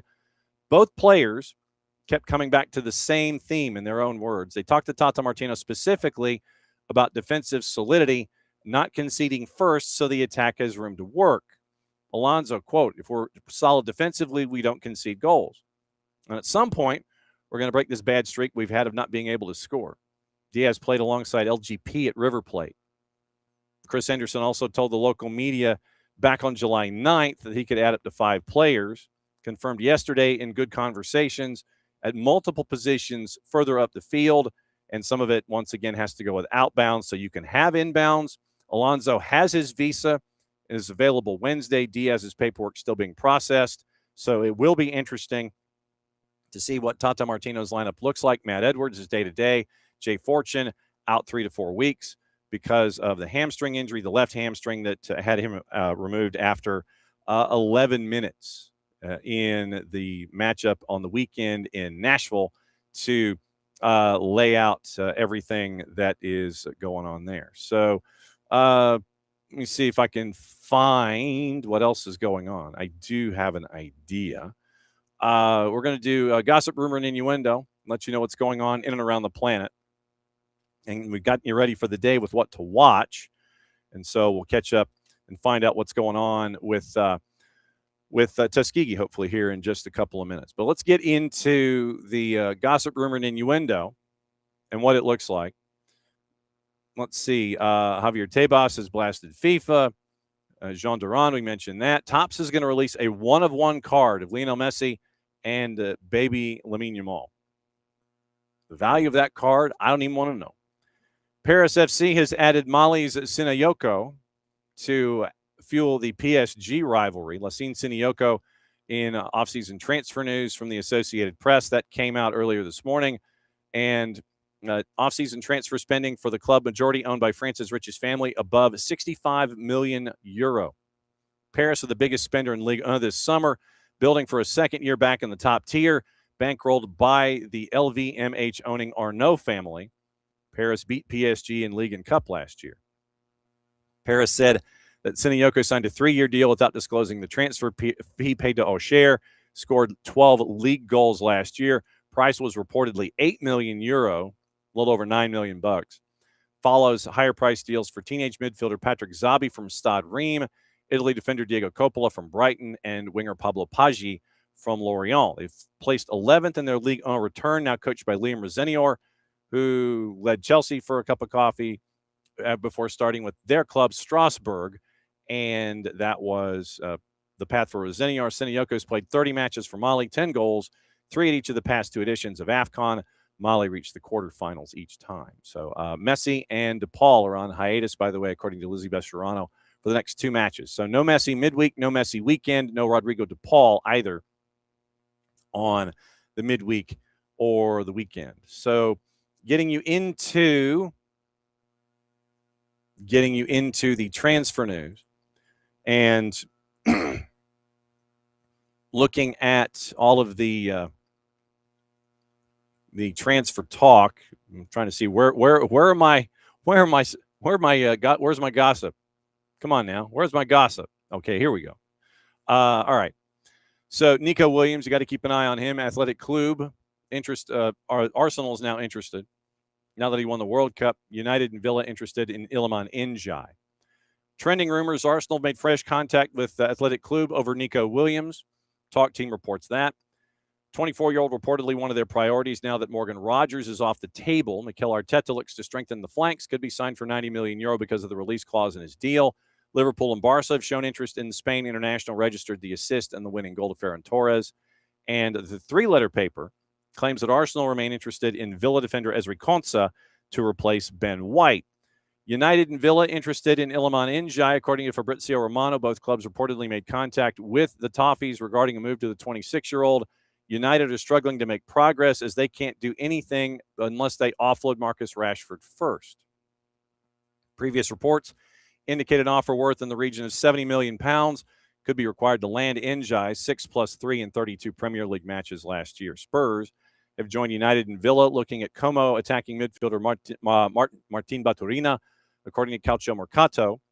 3 Premier League clubs reported to be at the front of the queue for the 23-year-old Croat international after he showed his potential in the World Cup. Serie A club could be open to parting ways for Baturina for around €80 million. United exploring a move for Crystal Palace winger Ismail Assar, according to Foot Mercato. United reported to have made an inquiry for the 28-year-old. While he's not currently seen as a number one option, optimism that a £40 million deal could be completed due to him being a fan of the club. Sarr was a standout performer at the World Cup for Senegal, scoring 4 goals in 4 matches. Junior Krupi's rundown is looking this way. So hang on just a second. We need to hang on just a second. I need to send a note. Okay. Hang on just a second. Oh, okay. I got it. All right, here we go. That might be my fault. So hang on just a second here. So let's see, sending it now. Okay, my bad. That's totally on me. All right, so E. Stevens. So I got to send an email with the link to, I thought I sent an email, so I didn't. And so we'll do it this way. E. Stevens at Tuskegee.edu. Okay, so we'll go here. And let's see. Got it. Okay. So, all right. So SDH. All right. So let's go here. Nothing like doing a little bit of live meatball surgery while we're looking at it. Okay. So getting close. Where's my emails here? Boom. All right. No, I'm not dragging or dropping files. I'm not doing any of that. So, okay. So, no, I'm not dragging or dropping files into the middle of my emails. Okay. So, I guess that was on me. I forgot to send the email in the right direction. All right. So, Coach Stevens will be joining us here in a second. All right. So, other rumors. It was Junior Krupi, interest from City, Arsenal, and Spurs, according to iNews. Ready to stand firm are Bournemouth. They want to hold on to all their key players amidst preparation for Europa League. Offers to sign Krupi worth £100 million would be dismissed. Chelsea and Newcastle. Chelsea's interested in Newcastle left back Lewis Hall. Team Talk reports they're monitoring the situation. Reported he currently prioritizing a switch to Manchester United if he leaves St. James Park. Real Madrid's Alvaro Carreras among the names being considered by Stamford Bridge hierarchy as they look to find a long-term replacement for Marco Correa, who made the switch to the Bernabeu for €55 million last month. Alice Sambath has completed her signing at Spurs from Lyon, which surpasses Senia Gopset's club record of £375,000. Other rumors. L'Equipe, Manu Kone, Arsenal's interested, as are 2 other Premier League clubs, as against Manchester United and Inter for the AS Roma midfielder. Gianluca Di Marzio, Al Hilal have shown interest in Internazionale center back Alessandro Bastoni, linked with a €70 million move to Barcelona. TalkSport, Morgan Rogers, Aston Villa have identified Crescencio Somerville as a potential replacement. Football Insider, Newcastle are in the race for Nottingham Forest fullback Nico Williams, Nico with an E, not Nico with an I. Gazzetta, Villa and Emi Martinez are saying that now they have agreed to personal terms with Juve. Foot Mercato, Ipswich Town reached an agreement to sign Issa Diop from Fulham. Team Talk, Hull City made an approach for Villa winger Leon Bailey. Philip Heinz, Leipzig keen on Hoffenheim striker Fisnik Aslani. 4-letter paper. Spurs could move on teenage winger Mikey Moore on loan at Rangers. Football Insider, Southampton expected to dismiss interest in winger Leo Cienza from Leeds. And Team Talk, Villa and Newcastle interested in Galatasaray midfielder Gabriel Sara, who could be signed for a fee worth £25 million.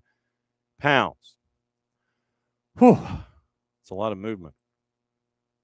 That is a lot of movement, people. So that is the rundown of all of the gossip to get you ready for everything. We have Sudamericana tonight to get your week started. Is it Sudamericana? It is Sudamericana, isn't it? Yes, Sudamericana tonight. So whenever Libertadores kicks back in, our friend Howard Hamilton from Soccer Metrics will give you everything in the Libertadores. But right now, Sudamericana tonight, doubleheader, 6 and 8:30 on BN and BN Sports. And so you can get that at Fanatis at fntz.co/soccer down here.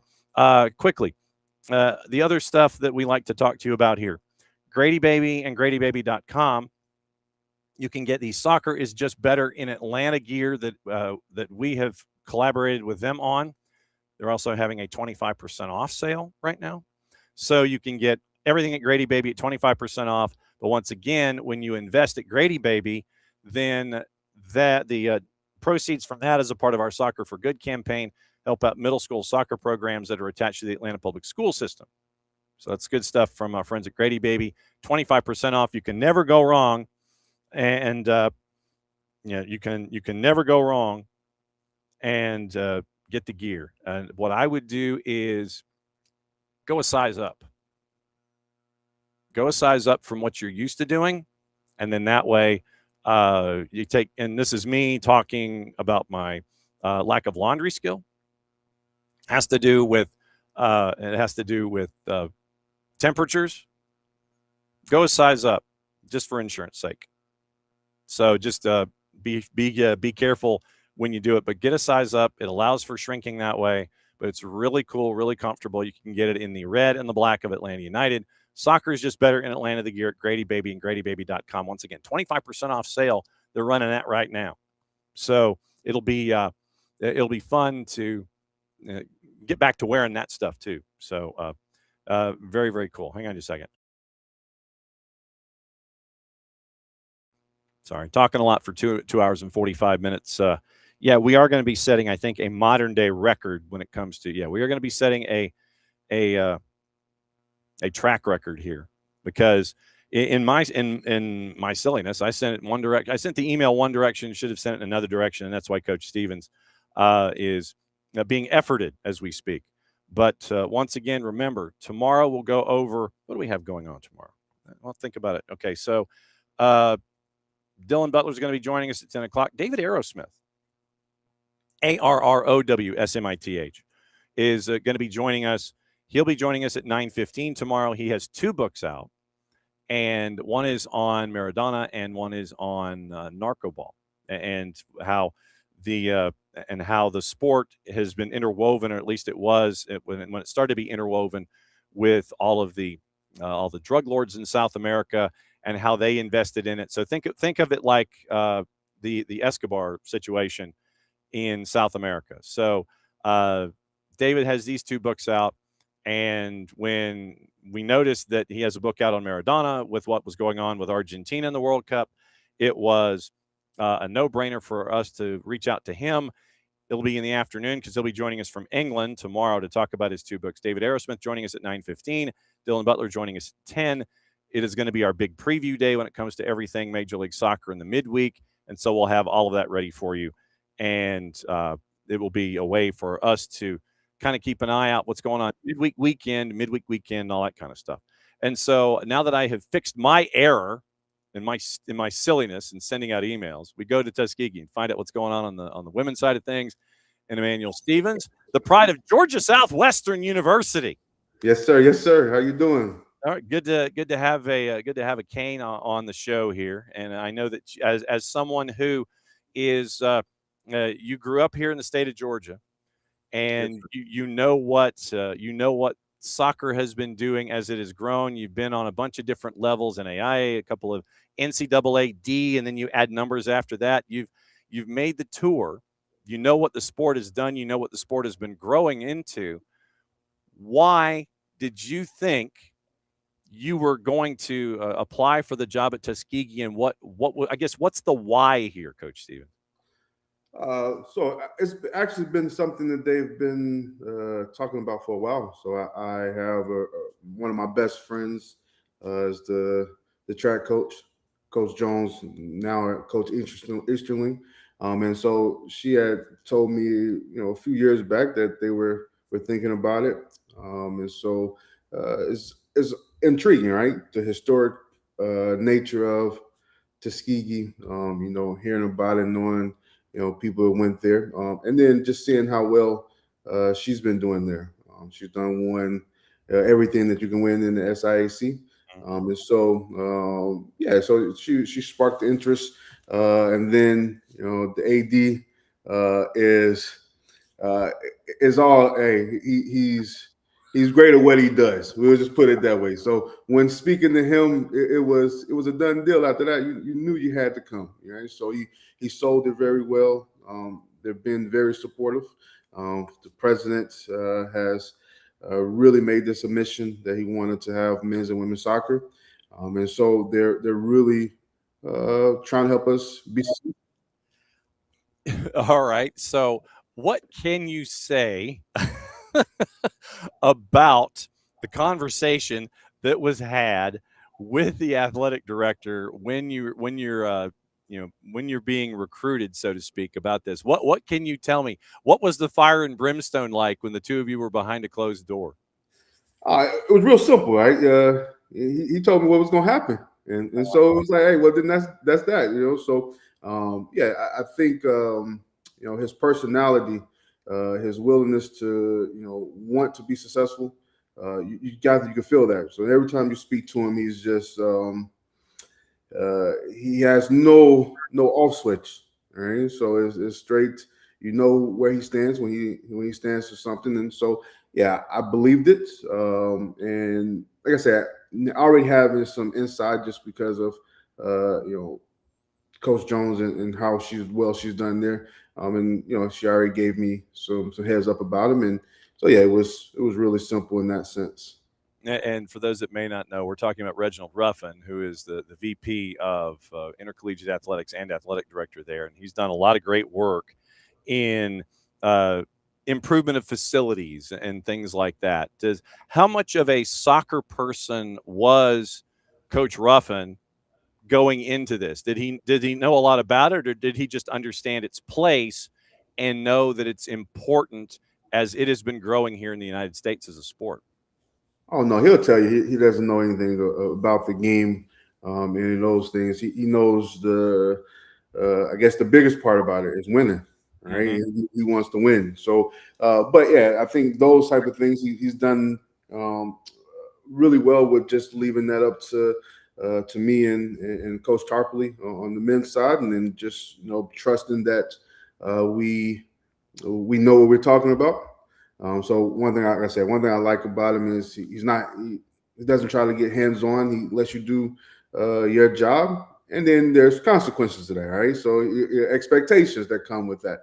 So he'll tell you that is well, and so I think in that sense. So knowing the game, I've met really many ADs who know soccer, as a sport, besides just. It's a sport, but he knows that he doesn't know that part of it, but wanting to support and willingness to learn. So he asks a lot of questions. So when you and Coach Tarpley, how do you compare notes? Do you guys how many times do you guys break bread there and sit there and compare notes about? Well, my day was like this, and my day was like this. Oh, did I learn this from you? Oh, what'd you learn? What'd you learn? Do you guys share notes at all? Right now, no, just because it's just been so busy, right? So him trying to put his team together, his staff, and then me trying to do the same. Tuskegee has its challenges with just academics, and so that's the first thing they care about, right? So some places you go to schools and you're able to get players in who may not be the best academically, and all those things. Tuskegee they don't play with that one. So we've just really been focusing on trying to get the right fit. And we'll see. We'll see real soon how well How well we did. When it comes to recruiting, how much of a challenge has it been for you to do something from the ground up because of what you're trying to create? And is it yeah, I want to come and be a part of something from ground zero, or are you having to convince, or is it somewhere in between? First, I think challenge is strong. It's been exciting, right? So it's been fun. But yes, there's times where you question, right? Did you make the right decision, right? Because yeah, I think when you're trying to tell somebody that something that they can, when they go online before, they couldn't find a website, didn't see anything. There was no nothing, right? So it was like, well, are you being truthful? And then when you talk to people and they know Tuskegee by academics and all those type of things. But then you tell them you're going to have soccer, and they're like, well, we know they've never had soccer. Right? So I think that became a little challenging. But things like this, have helped, right? And they're going to continue to help. And then obviously when we step on the field on the 29th, it becomes real. I think those things helps it well. But the players, believing the players that we have that are coming in, the 22 that we have coming in, they all believed, and now their clubs and their high schools, know that Tuskegee has a women's soccer program. Coach Tarpley is going the way of local. United States, for the most part, saved 5 of his 32. He's a firm believer in ECNL and MLS Next. How are you building your side? Yeah, so we're all from 11 states. So all the girls have come from 11 different states. So we're all, we didn't bring in the Indian nationals just for different reasons for this year. Obviously, we still will recruit, and that'll be a part as we move on. But yeah, it was, I think Atlanta has the biggest population of players from us right now. We're there. So it was, I think at the beginning it was a little bit more challenging to try to, get people to come on board and things of that nature. But I think it's become a lot easier. And ECNL and GA, all those things are a part of. I was just out in California for the GA event, and so yeah, I think as we move on, we'll be getting players in at those levels, which we have some now as well. But yeah, I mean, what the sport means in the state of Georgia. You've grown up here. You know what it grows in the Midwest, especially when it comes to women's soccer. Did your phone, when you were named and they took the picture, it's like, I don't know if it was like it is in social media, where they take the social media picture of the player who signs the contract overseas, and it's like you're smiling in the camera, you have the pen that's hovering over the contract, and you're not signing the contract yet. It's not like one of those photos. But did your phone blow up the instant that you were named to the gig? Did your phone blow up? I'm very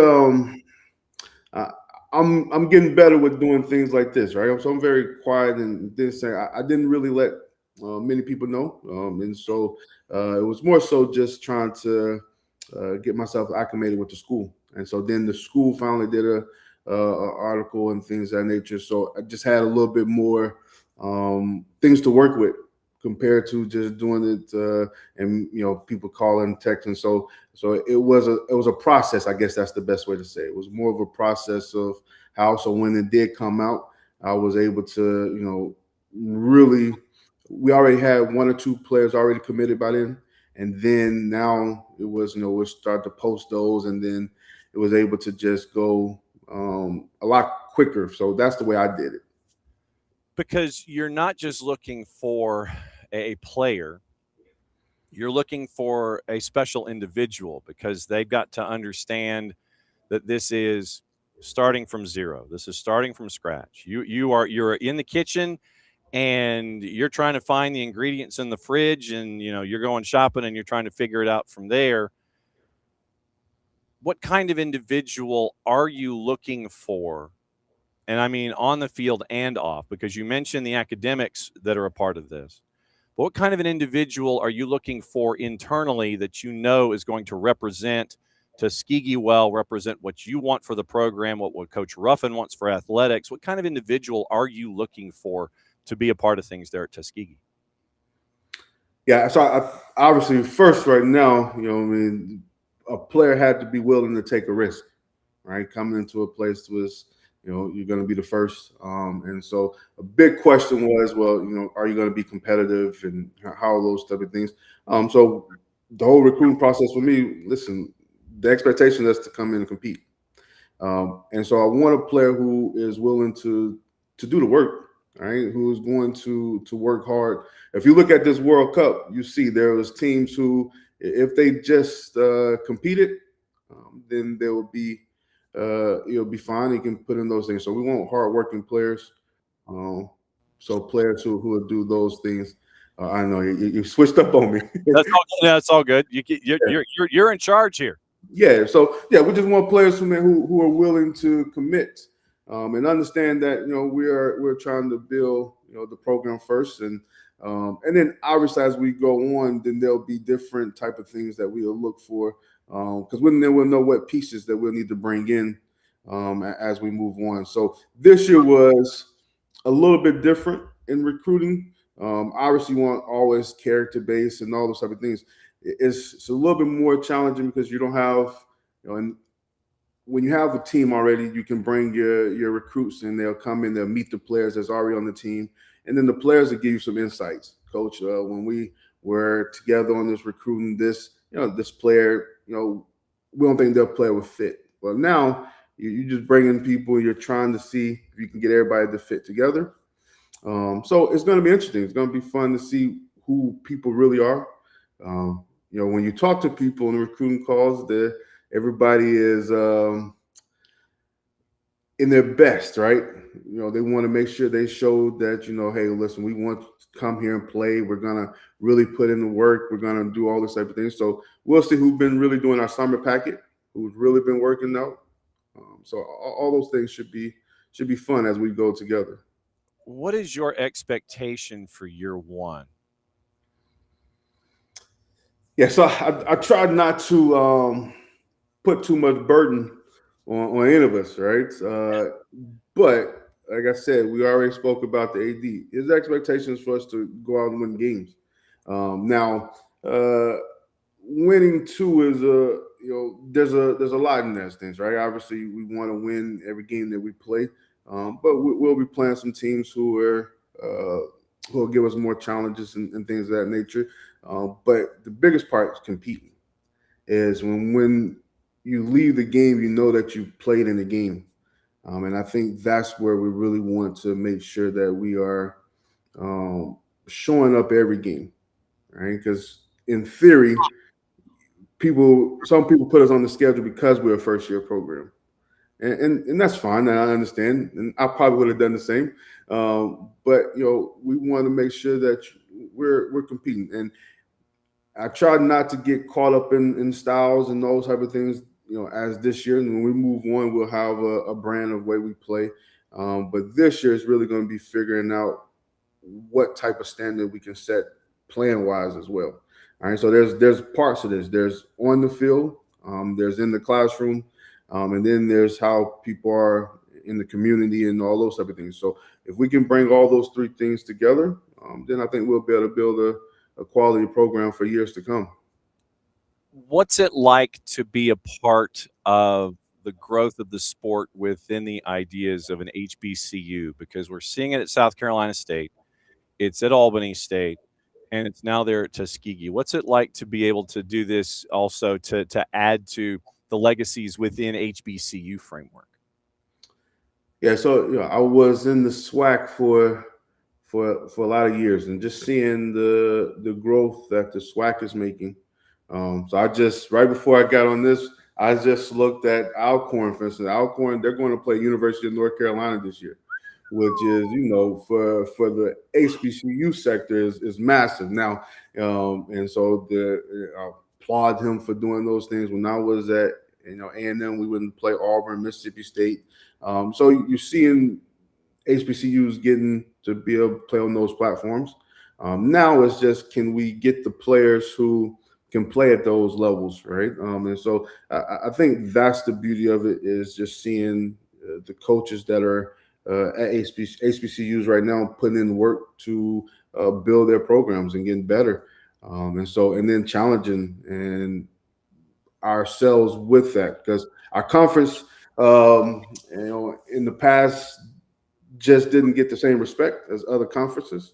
And so only way you can do that is going out and playing teams that, people feel that they're better than you and all those things. But yeah, so I like where it's going. We still have obviously a long way to go.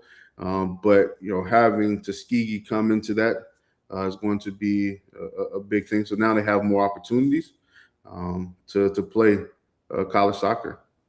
How difficult is it to navigate a first-year build because of what is going on in intercollegiate athletics with NIL, and then you have the trickle down, and signing day wasn't what signing day now isn't what signing day used to be, and you have athletes kind of waiting, and then it's like, well, if A, then B, instead of just getting the straight up, okay, I'm coming, end of story. How difficult is it to navigate a startup with all of these other things going on in and around intercollegiate athletics? Yeah, so I feel that it's an interesting topic, right? Because to a certain degree, it doesn't really trickle down to our level. Okay. Now being at the D2 level, and even when I was in the SWAC,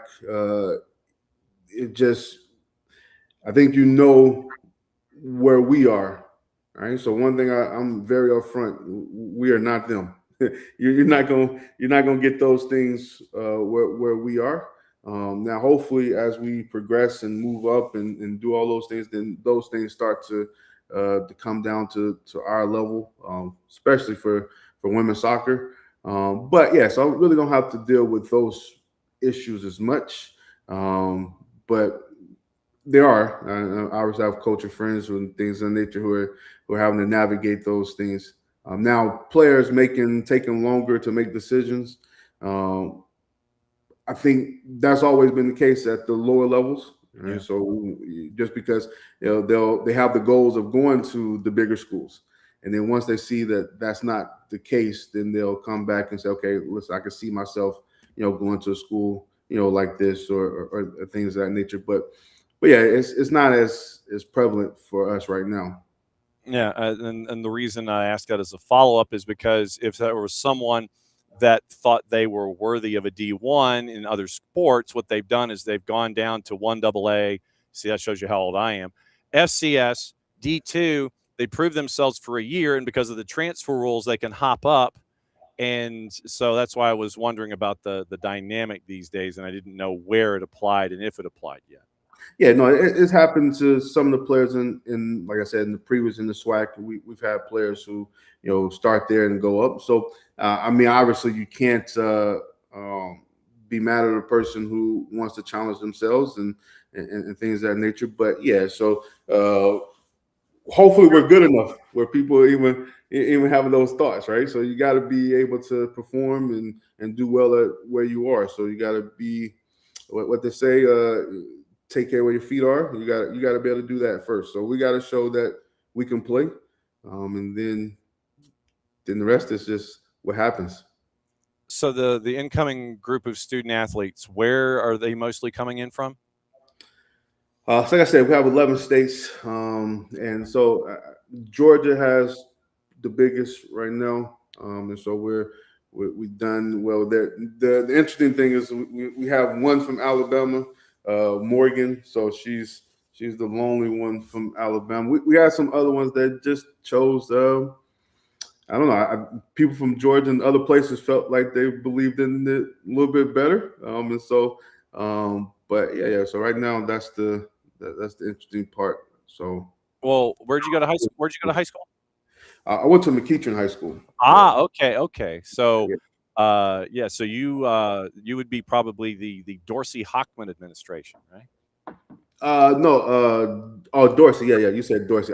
You put them together. Yeah. But Coach Dorsey was. Yeah, Coach Dorsey. I don't know the other. I don't know the other guy. Yeah, But Kyle Hockman, I think came in. Kyle Hockman came in after Jimmy Dorsey. But yeah, so you're a Jimmy Dorsey McEachern Indian. Yep. Coach Stout. Yeah. All those. Coach Lockridge. Yeah. I'm old now. Yeah. You're not as old as me. I'll tell you that right now. Oh, yeah, no. But the idea now. So I was asking. I knew that you were a Georgia / Atlanta high school person, and because of where you have been, because of where you've been, where your feet were, you knew about soccer in the state of Georgia from a high school level. So where are the student athletes coming from inside the state? So one is Jones Creek. Okay. Then we have another one that's from Lassiter High School. So Osborne, Campbell.